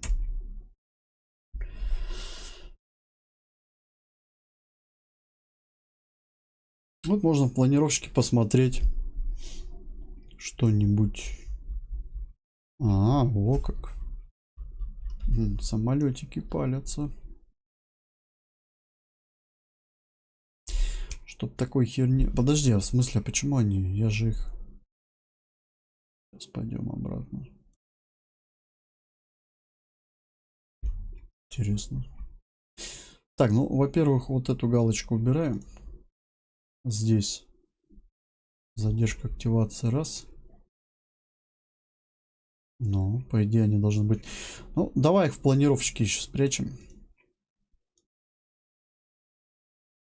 Странно. Хотя, когда задержку активации ставишь, они, по идее, не должны отображаться. Мы же это проверяли. Интересно. Планировщик. Видите, ничего нету здесь. Всё, зона пустая. Ну, point ты можешь посмотреть цель.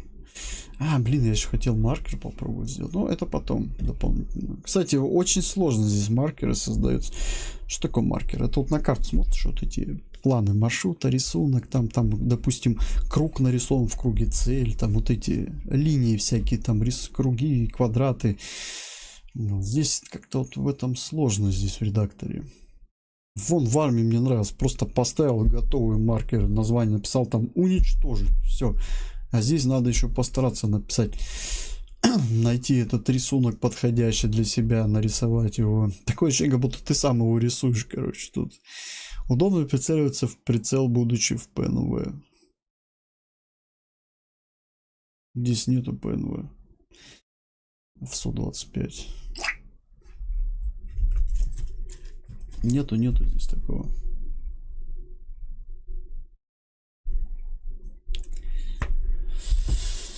Поехали. А вот задача тут сразу вот можно прочитать. Мне, знаете, что интересно?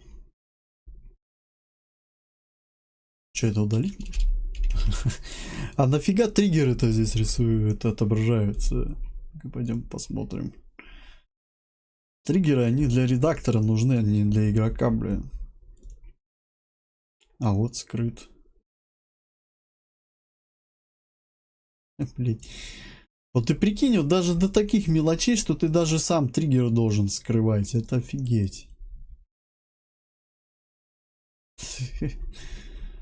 Не, ну, я думал, оно само как-то должно скрываться.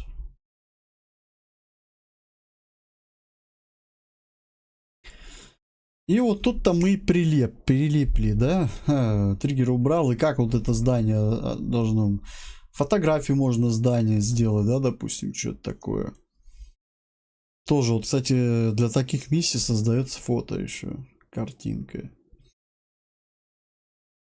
Чтобы картинку сделать, это надо его как-то сфотографировать. Тоже такая вот тема. Так, ну, блин, ну... Не отмечено, но надо как-то его отметить. Да. Так, и что и как теперь?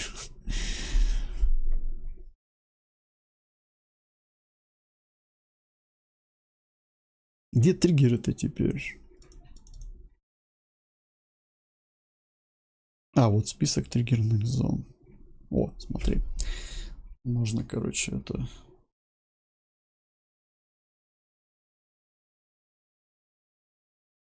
Такая фишка. Так, ну давай вот цель 1 вот галочку уберем.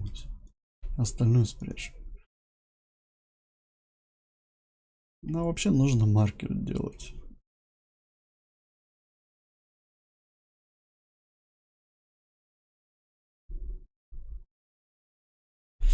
Здесь вот система тоже, если ты хочешь скрыть, допустим, для игры что-либо, но при этом тебе в редакторе надо, чтобы отобразилось, надо нажимать вот здесь, допустим, галочку «Показать».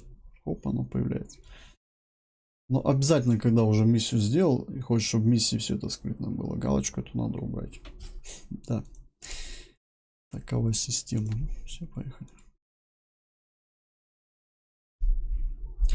Ладно, сейчас полет делаю и достаточно пока на сегодня.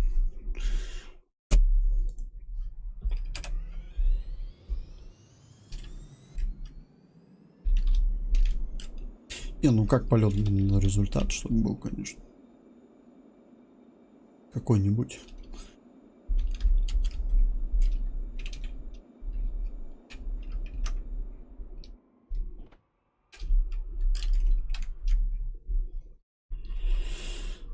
Так, взлетаем, скорее всего, мы, получается, на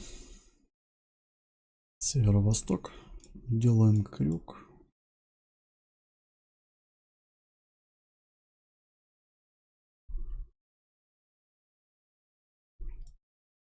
Прикольно.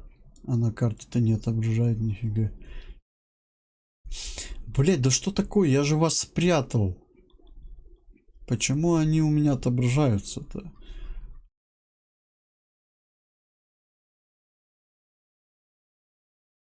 Вот это я не понимаю, вот этой темы. Задержка активации, и в то же время они все равно отображаются. Слушай, я, кажется, догадываюсь, что за хрень. Может, здесь некорректно.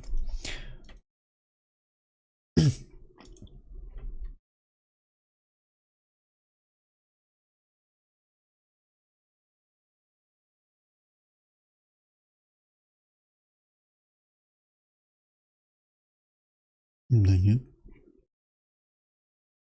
Почему самолеты-то не прячутся? А, вот, смотри, оно опять... Блять. Оно галочку убрало. Я же вроде не убирал галочку. Да, все нормально сейчас будет. Так. Прятать.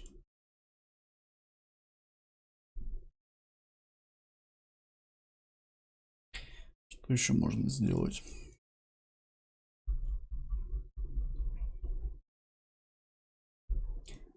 Взлет с полосы. Давайте сделаем и все. Не запускаться по 500 раз. Все равно триггера нету там, и надо будет сейчас самому здание. Это я визуально знаю, как оно выглядит. Ну, это ненормально, надо будет это потом дополнять маркером.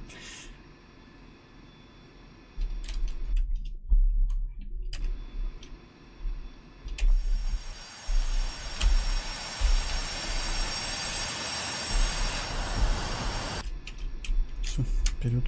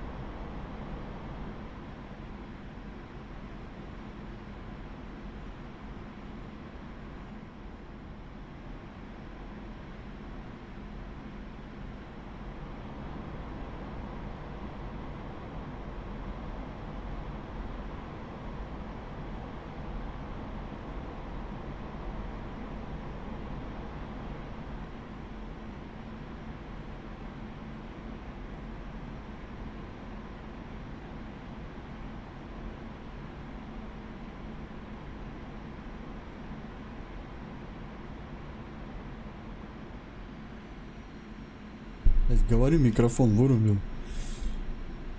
Ситуация такая, как бы, одно дело просто сбросить бомбу, а надо же еще попасть в цель. И вот этот момент еще надо учесть. Грачи вражеские. Как они вот себя будут вести? Они же тебя могут до самой базы преследовать. Поэтому надо как-то сделать им тоже условия, чтобы они до определенной зоны могли тебя преследовать, и все.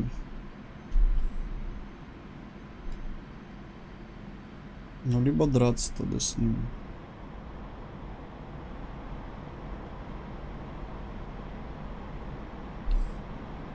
Не, нифига. 100 километров. 112 километров. Это, короче, почти 150 километров лететь до цели.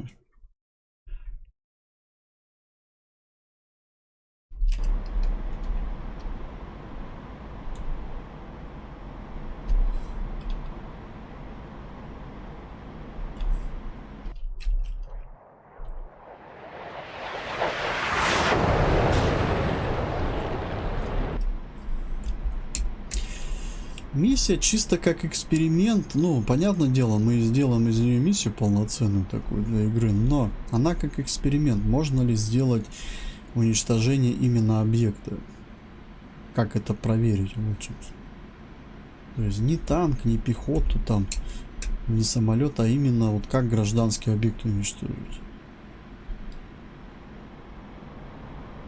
Да, ты можешь здесь поставить статический объект, но выбор там невелик, конечно. А я вот именно объект, который находится на карте. То есть не который я поставил, а который здесь есть. Вот, и вот пробуем сейчас вот на миссию для этого объекта сделали. Ну и проверку. Так как к этому объекту лично не обратиться, приходится делать это маленько другими проверками. Что бомбы типа падают в зону этого объекта и рядом с объектом там какие-то цели другие ставить, и они поражаются. И ну логично, значит, объект уничтожается. Еще самое забавное, что здания-то тут нифига не разрушаются, я заметил. Большие здания.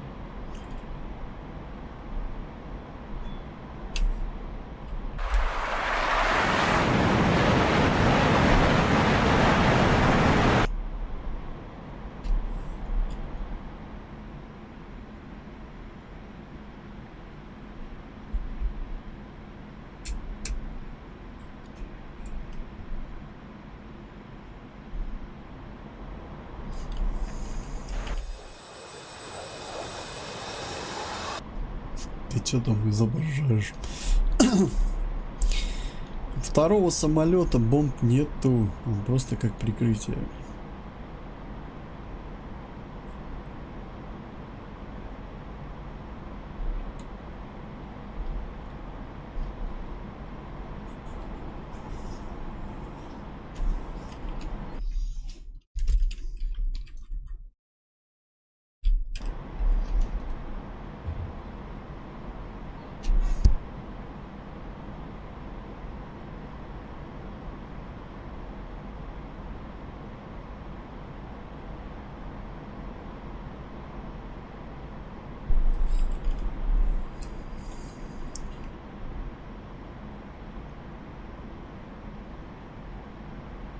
Сейчас березка скоро заработает. Не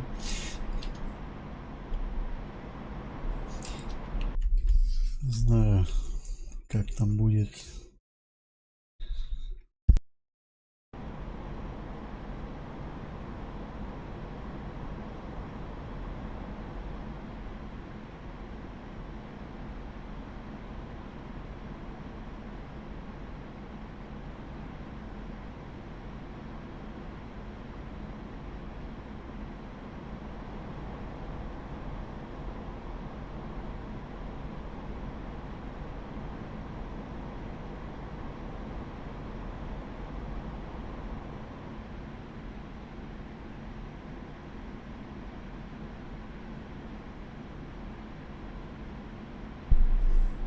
По идее надо с этими лететь, с прикрытием истребителей. Но, блядь, если там ЗРК стоят, какой смысл лететь?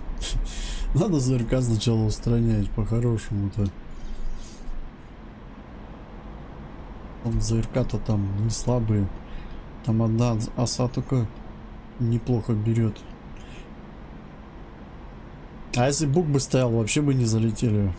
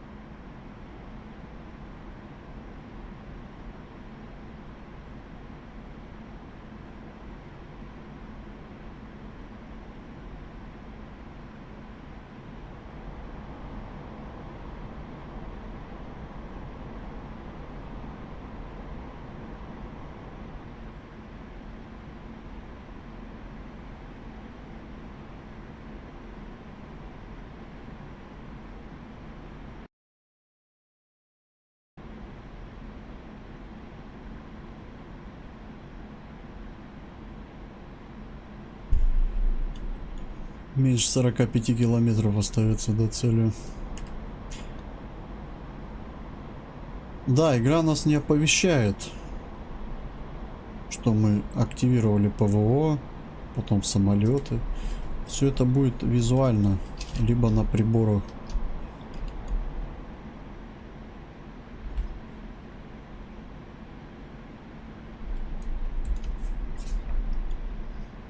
Блин, он легкий такой, кажется, с таким вооружением. Сейчас вот я лечу, у меня скорость 700. 2000 метров. Расстояние 35 километров. Лечу по курсу, потому что маркеров нету, только надежда визуально увидеть его.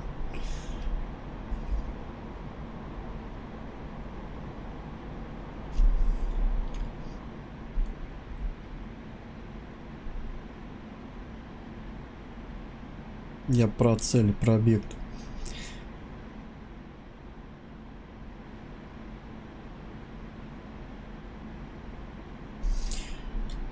Бомбы сразу выставить. Делаю.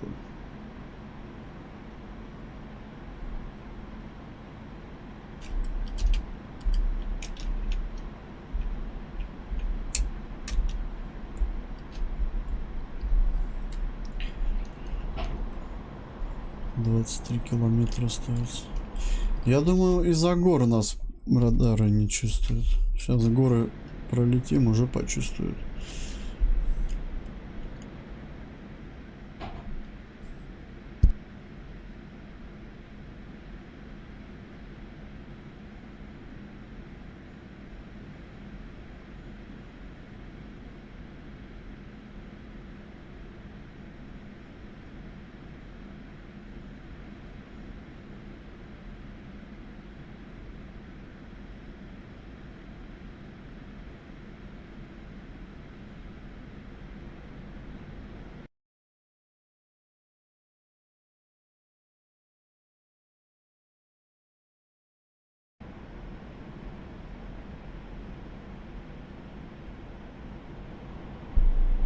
Смотри, тишина пока. Где этот объект-то?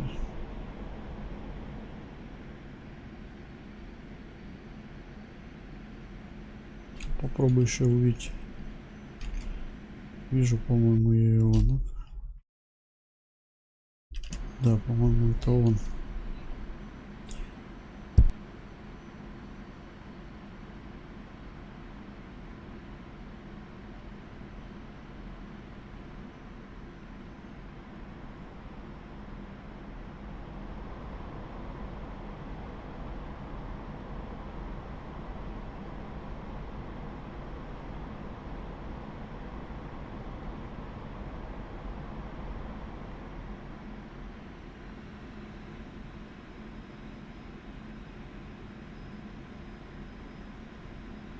Слушай, ну я не знаю, где активировались они, нет, что нету ни излучения, нифига.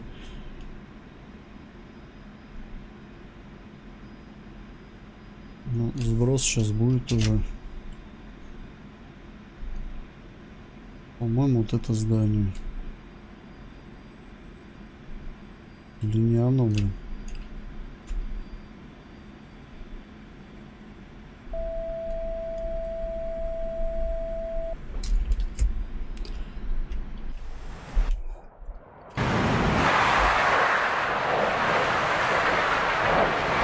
Нет, это не оно. Нет, не оно, прикинь. Есть, конечно, еще одна хитрость. Бля, да где оно тогда? Я говорю, без маркера тут не разберешься. Сзади оно вообще оказалось. Мне вот одно непонятно сейчас. Ну-ка паузу нажму.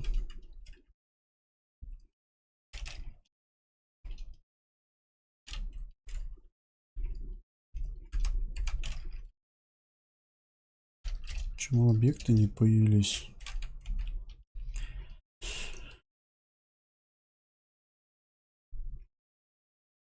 А, ну самолеты, они пока взлетят, короче, прикинь. Блин, я не знаю, что тогда с ними сделать. Вот они, видите, появились. Они сейчас пока взлетят. Не, значит, все сработало. Почему-то нас ПВО не ловит. Вот в чем фишка.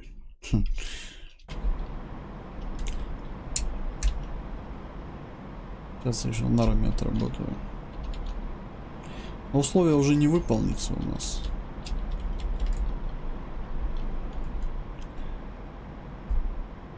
Знаете, чего не хватает? Не хватает фотографии объекта и не хватает... Во! Все, есть контакт. Где-то что-то нас уже начинает щупать. Значит, ПВО работает. Всё. Вот оно здание, но бесполезно сейчас его бить. Надо фабы было, чтобы туда сбросились. Вот оно, вот этот завод. Надо его уничтожать.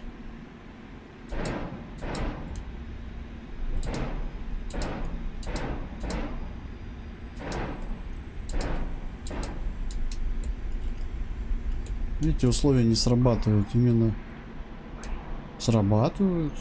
Цель поражена, возврат на базу. А вот, кстати, вот этот момент надо тоже учесть. Сейчас я проверю. 70 очков зато дали. Так, ладно.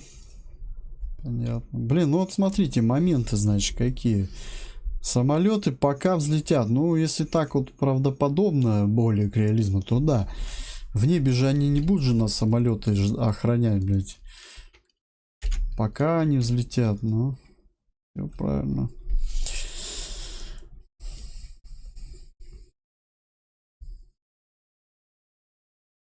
Не, вот это... А можно ли сделать навлаг атаки, например? Ну, если карта есть, почему бы нет, и самолеты. Тут же еще зависит от того, какие тебе самолеты доступны. Ты же тут на всех не полетаешь. Денежку надо. Да.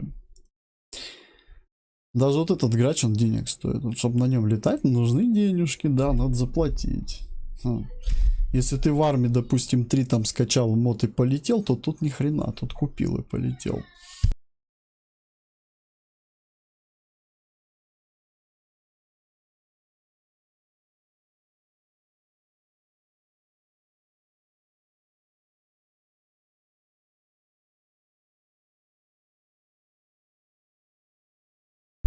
Смотрите, здесь какое условие должно быть. Поэтому у нас сработало. Здесь просто условие на уничтожение.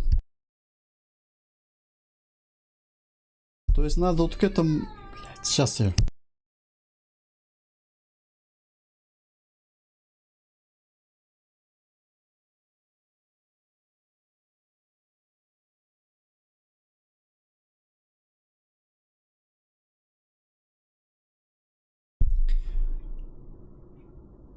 Макс, привет, спасибо. Так, здесь вот почему сработала эта вся тема? Потому что здесь стоит условие на уничтожение объектов. И все. То есть здесь нету проверки именно, что бомба в зоне. Чтобы сделать эту проверку, сейчас мы ее сделаем. Сейчас я посмотрю, какие флаги использовались. 2, 3. Давай 4 сделаем.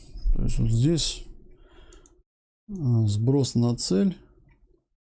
Создадим флаг.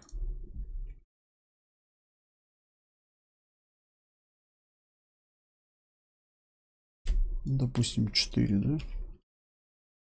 А вот здесь нам надо сейчас сделать проверку на этот флаг.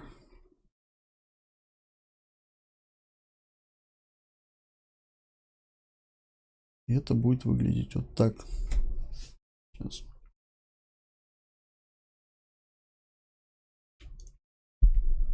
Во-первых, нам надо сколько? Раз, два, три, четыре, пять. 5 штук клон. Вот. Теперь надо правильно расставить их.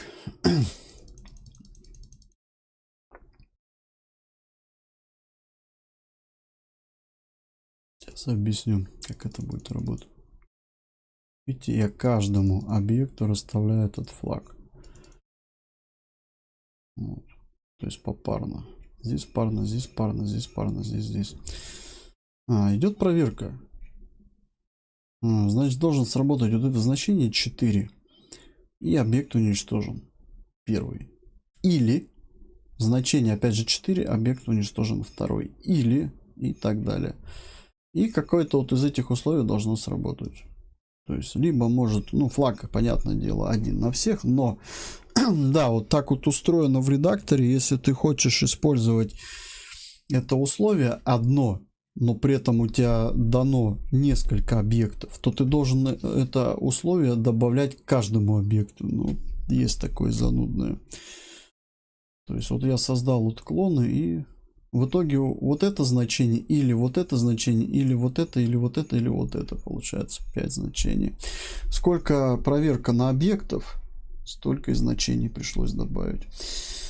Так вот оно работает. Ну и здесь оно также. Все, теперь оно сейчас не сработает. То есть, если я фабы сброшу, я промажу и полечу опять и буду нарами стрелять, у меня задача не выполнится. Почему? Потому что вот этот значение 4, оно не сработало. Оно должно сработать.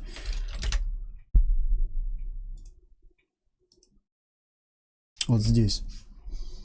То есть фабы сбрасываются, срабатывает вот этот флаг 4. Вот. И дальше уже идет проверка.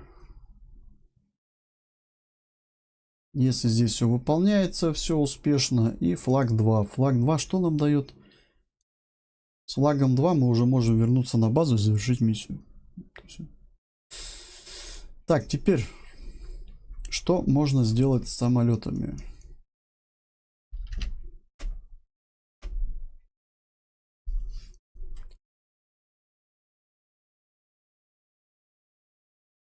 Взлет с полосы и все.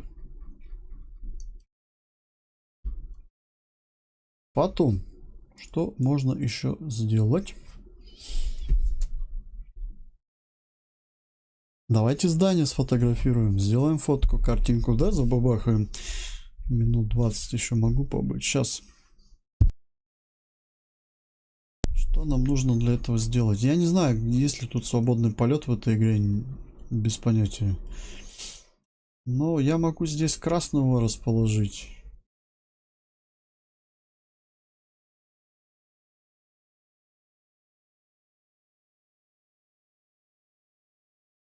Ну, тут же БМД худа, допустим.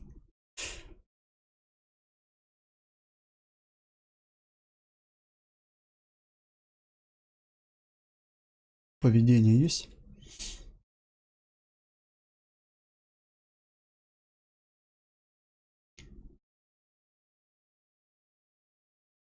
Да, нам сейчас надо еще сделать с вражескими самолетами. У них же какое-то ограничение должно быть, а то они до базы полетят.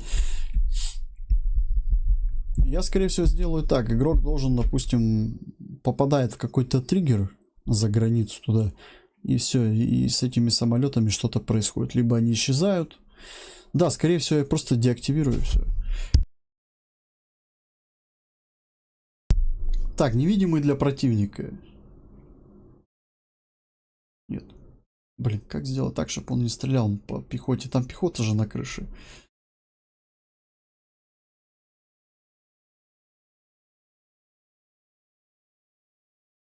Может, не будет стрелять.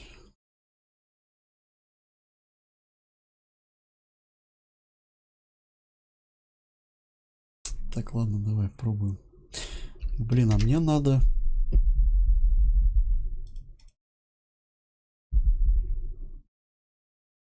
Как мне картинку-то сделать? Nvidia фотографирую уже, по-моему, да? Ладно, сейчас. Сейчас сделаем.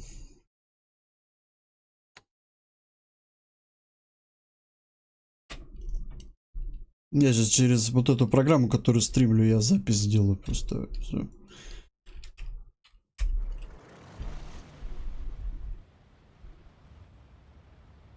Вот он, этот объект. Вот такую картинку, да, можно сделать. Так. Сейчас.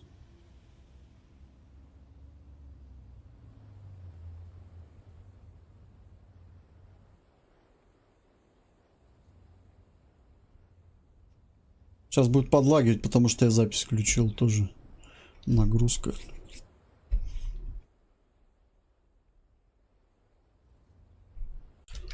Все достаточно.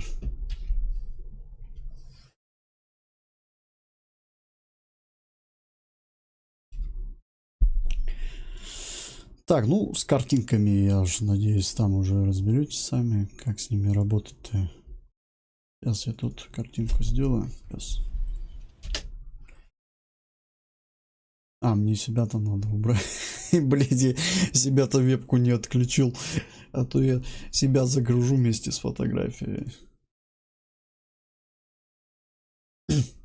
О! Такой вот ракурс. Сейчас я сделаю картинку, я вам покажу.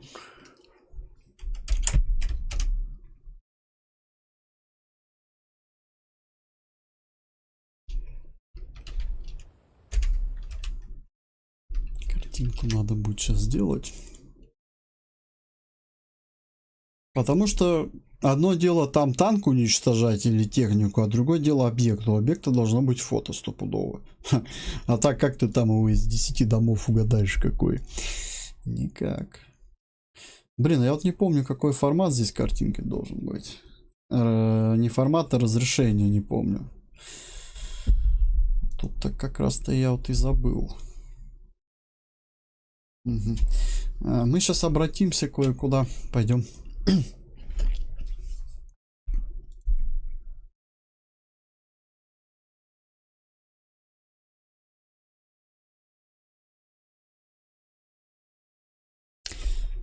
Даже не так. Я сейчас зайду в папку там, где у меня... Короче, я компанию где создавал. Ладно, пошли. Начинал создавать. Здесь брифинг есть. Я здесь картинки добавлял. Вот я не помню разрешение, какое стоит здесь. В игре, видите, свои разрешения. Где-то прямоугольные только читаются, где-то квадратные читаются. Вот в армии 3, допустим, картинки все считались там. У них не просто разрешение, как попало. Там, начиная от 64 на 64, либо 64 на 28 и так далее и выше. Вот, то есть, допустим, 62 на 28 уже не получится. То есть там вот именно так вот все было. Вот, видите, картинки. А, ну тут прямоугольные тоже можно делать. Это, кстати, я вот делал эту тему. Сейчас я посмотрю, какой формат там использовался.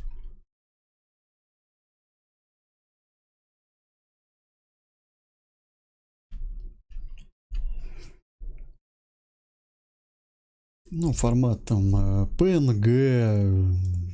Поняли, о чем.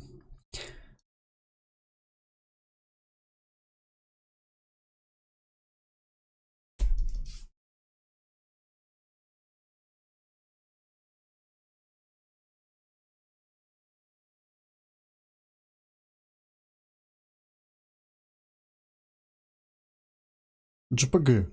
JPG. Так, разрешение. Сейчас я посмотрю.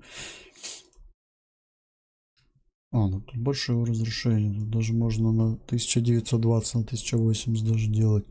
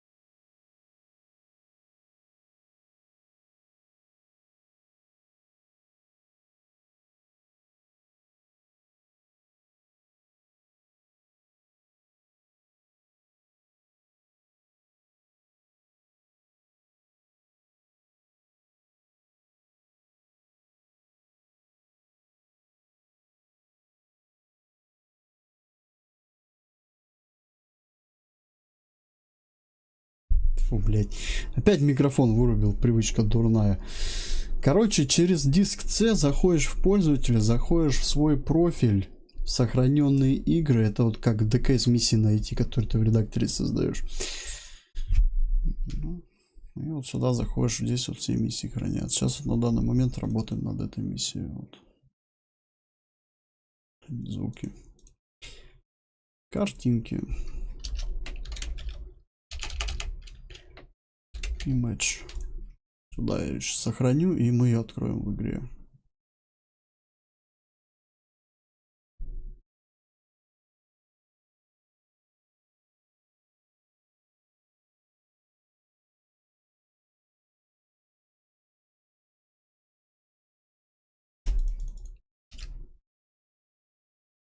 Угу. Так. Сейчас.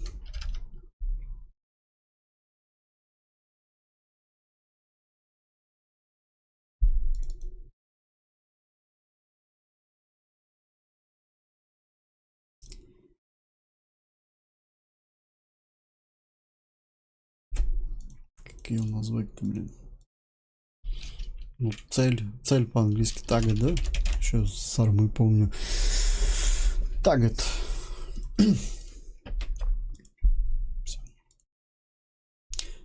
Давайте миссию перезапустим.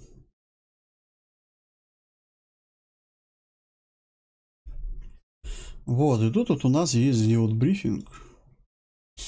Изображение брифинга. Вот сюда мы можем добавить. Сейчас еще раз.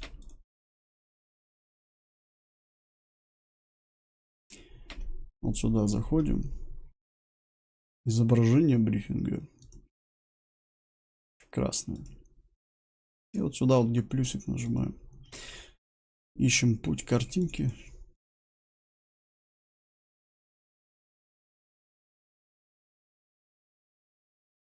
Вот она, наша картинка.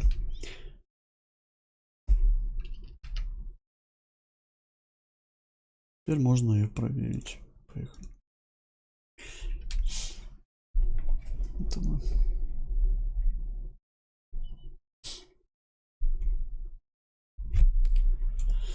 Теперь, так как мы вот это прячем,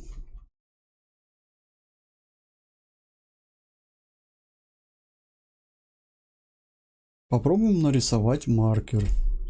Так, ну, во-первых, PPM привязан, видите, к этой штучке.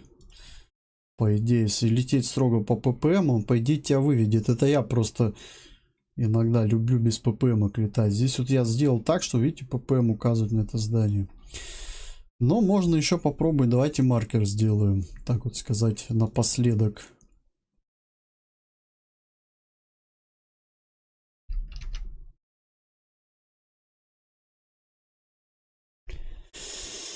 Если я не ошибаюсь, что за мультивыбор? Что это такое? Не знаю, не разбирал, без понятия, что такое. Так. Не то. Вот это драфт, по-моему. Да, вот панель рисования нам надо. И вот сейчас вот будем с ней разгребаться тоже. Интересная штука. Линия, полигон, текст, значок. Так, слои. Синий. Выбрать. Что выбрать? Блин, я не помню, что тут делал, конечно. Сегмент, произведение. Полигон.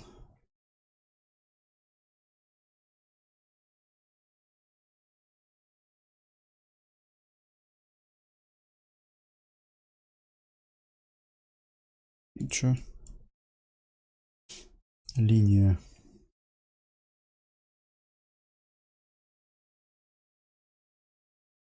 Блять, а я забыл.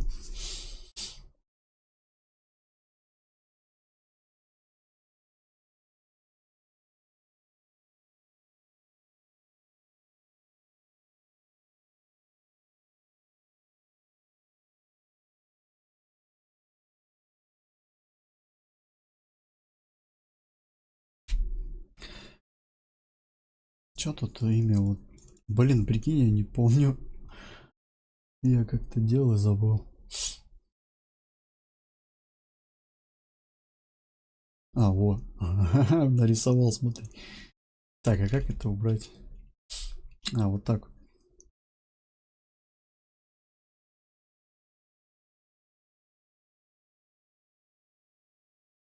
А как удалить-то, блин?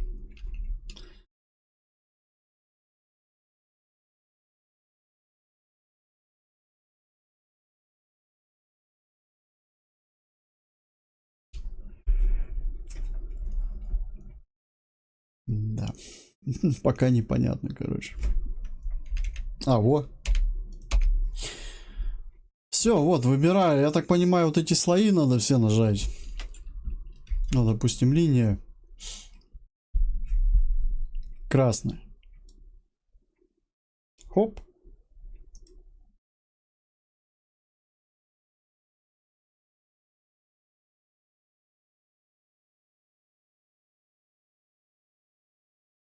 Переменить-то тебе. Эй, за мной линия гонится, помогите. Да блин, замкнуть. Даю.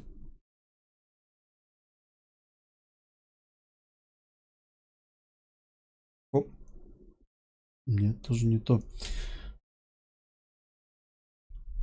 Выбрать. А, во как.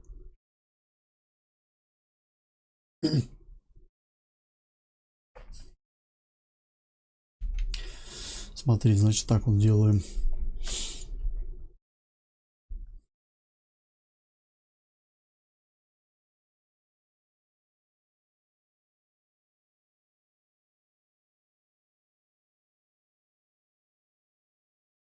Да блин. Как эта хрень неудобно делается. Произвольно.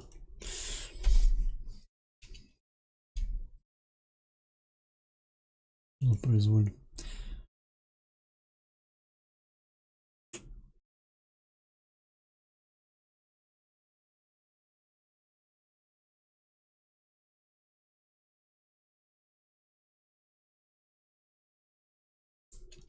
Сейчас я маленько потренируюсь, а то я не знаю тоже еще пока как тут. Ну-ка, если значок выбрать.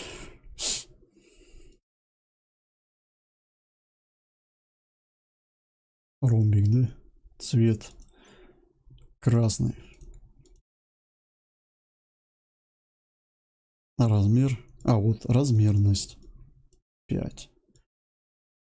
Что, нормально? Блин, он сильно большой.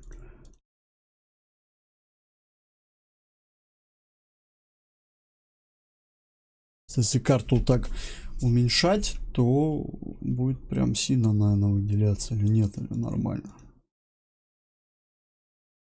Где-то двойка нормально будет. Что за угол? Прикольно. Сейчас я его разверну и все, ромбик этот.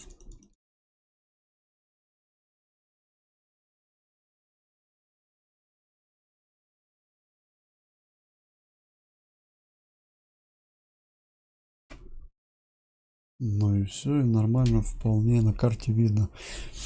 Так, текст.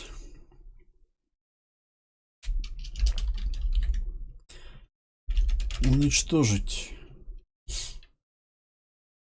Цвет красный.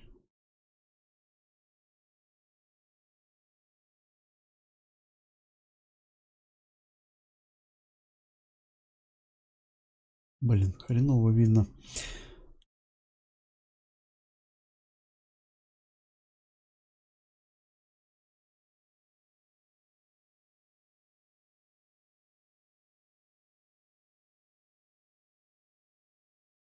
Можно вот так сделать. Так, размер, угол.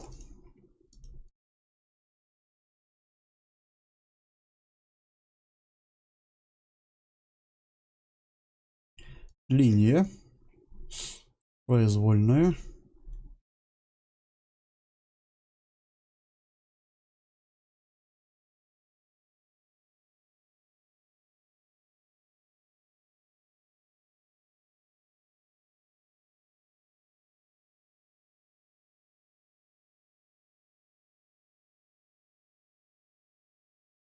Все, нет? Что попало? Ну-ка, вот. Да, тут надо еще художником быть. Кто рисовать любит? Вот, это для вас. А, во, можно подвигать. Бля. Да верни ты обратно.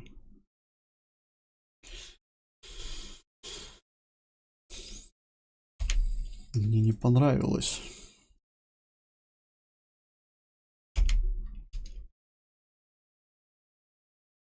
Короче, вот так сделать и все, и не надо никакие тут.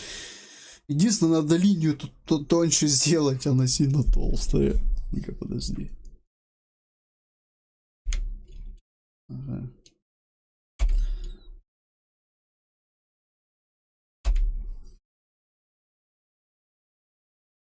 А вот толщина, ну где-то 4 нормально будет.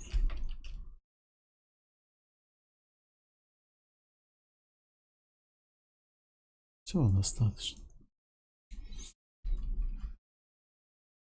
А чё она, в смысле, блядь, почему она двойная? Или это у меня двоится? Это у меня в глазах, наверное, двоится. Ну, суть понятна, да, как это делать? Осталось теперь только разобраться в интерфейсе. Такой сегмент. Во. Во. То надо. Помните, это фильм-то самый лучший, этот фильм-то, когда там Афганистан-то, типа эти... Вы все говно. Чувак-то этот в очках-то. Фу, да в то вы себе поваляете. Блин, я до сих пор забыть не могу. Забавно. Ну и все, наверное, я думаю, этого достаточно.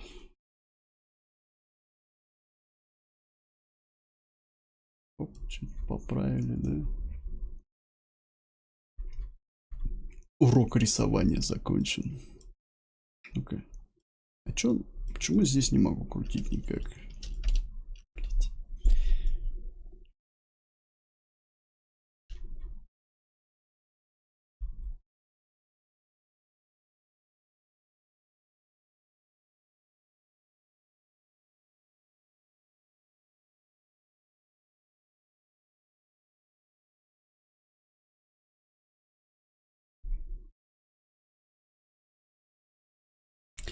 Все, достаточно.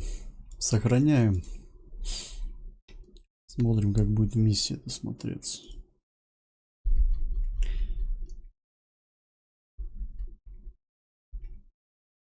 Как-то так. Ну и все, останется потом нам поиграть. Посмотреть все это. И ту миссию наконец-то пройти уже. Ну, а так рад сообщить, что вторая миссия сделана на разные темы. Чем больше будем получать знаний, тем проще будет, ну, тем больше выбора будет для разработки каких-либо миссий.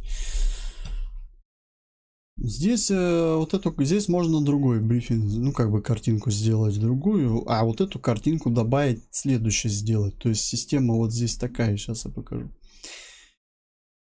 Вот опять же сюда нажимаем, здесь вот изображение брифинга я показывал. И вот выбираете здесь. То есть вот эту картинку можно сюда передвинуть, а основную сделать вообще другую. То есть обложка будет для миссии, а там уже пошло. Также, если, допустим, это PvP игра, для синих отдельные картинки можно, там, для нейтральных отдельные, короче, тут. Ну, я считаю, это удобно. Если это все сейчас вот, познать, и все, можно легко делать свое что-то. Ладно, все тогда на сегодня. Пока достаточно. Кому интересно, изучайте. А кто не хочет голову греть, просто наблюдайте. Сейчас миссию доделаем и будем играть. Ну, наша задача сейчас какая? Понять, какие фишки здесь лучше использовать, и потом миссии, они быстрее будут делаться. Сейчас просто больше как экспериментальная тема. Вот. Ну, уже что-то уже начинает как бы это... С чем-то уже начинаем лучше знакомиться и будет уже проще. Но все тогда, до завтра. Завтра уже стопудово увидимся. Только не в ДКС уже, что-нибудь другое. Все, завтра я на выходных. Оставайтесь на связи, заходите. Все, всем спасибо, всем пока, до новых встреч. Хорошего вечера.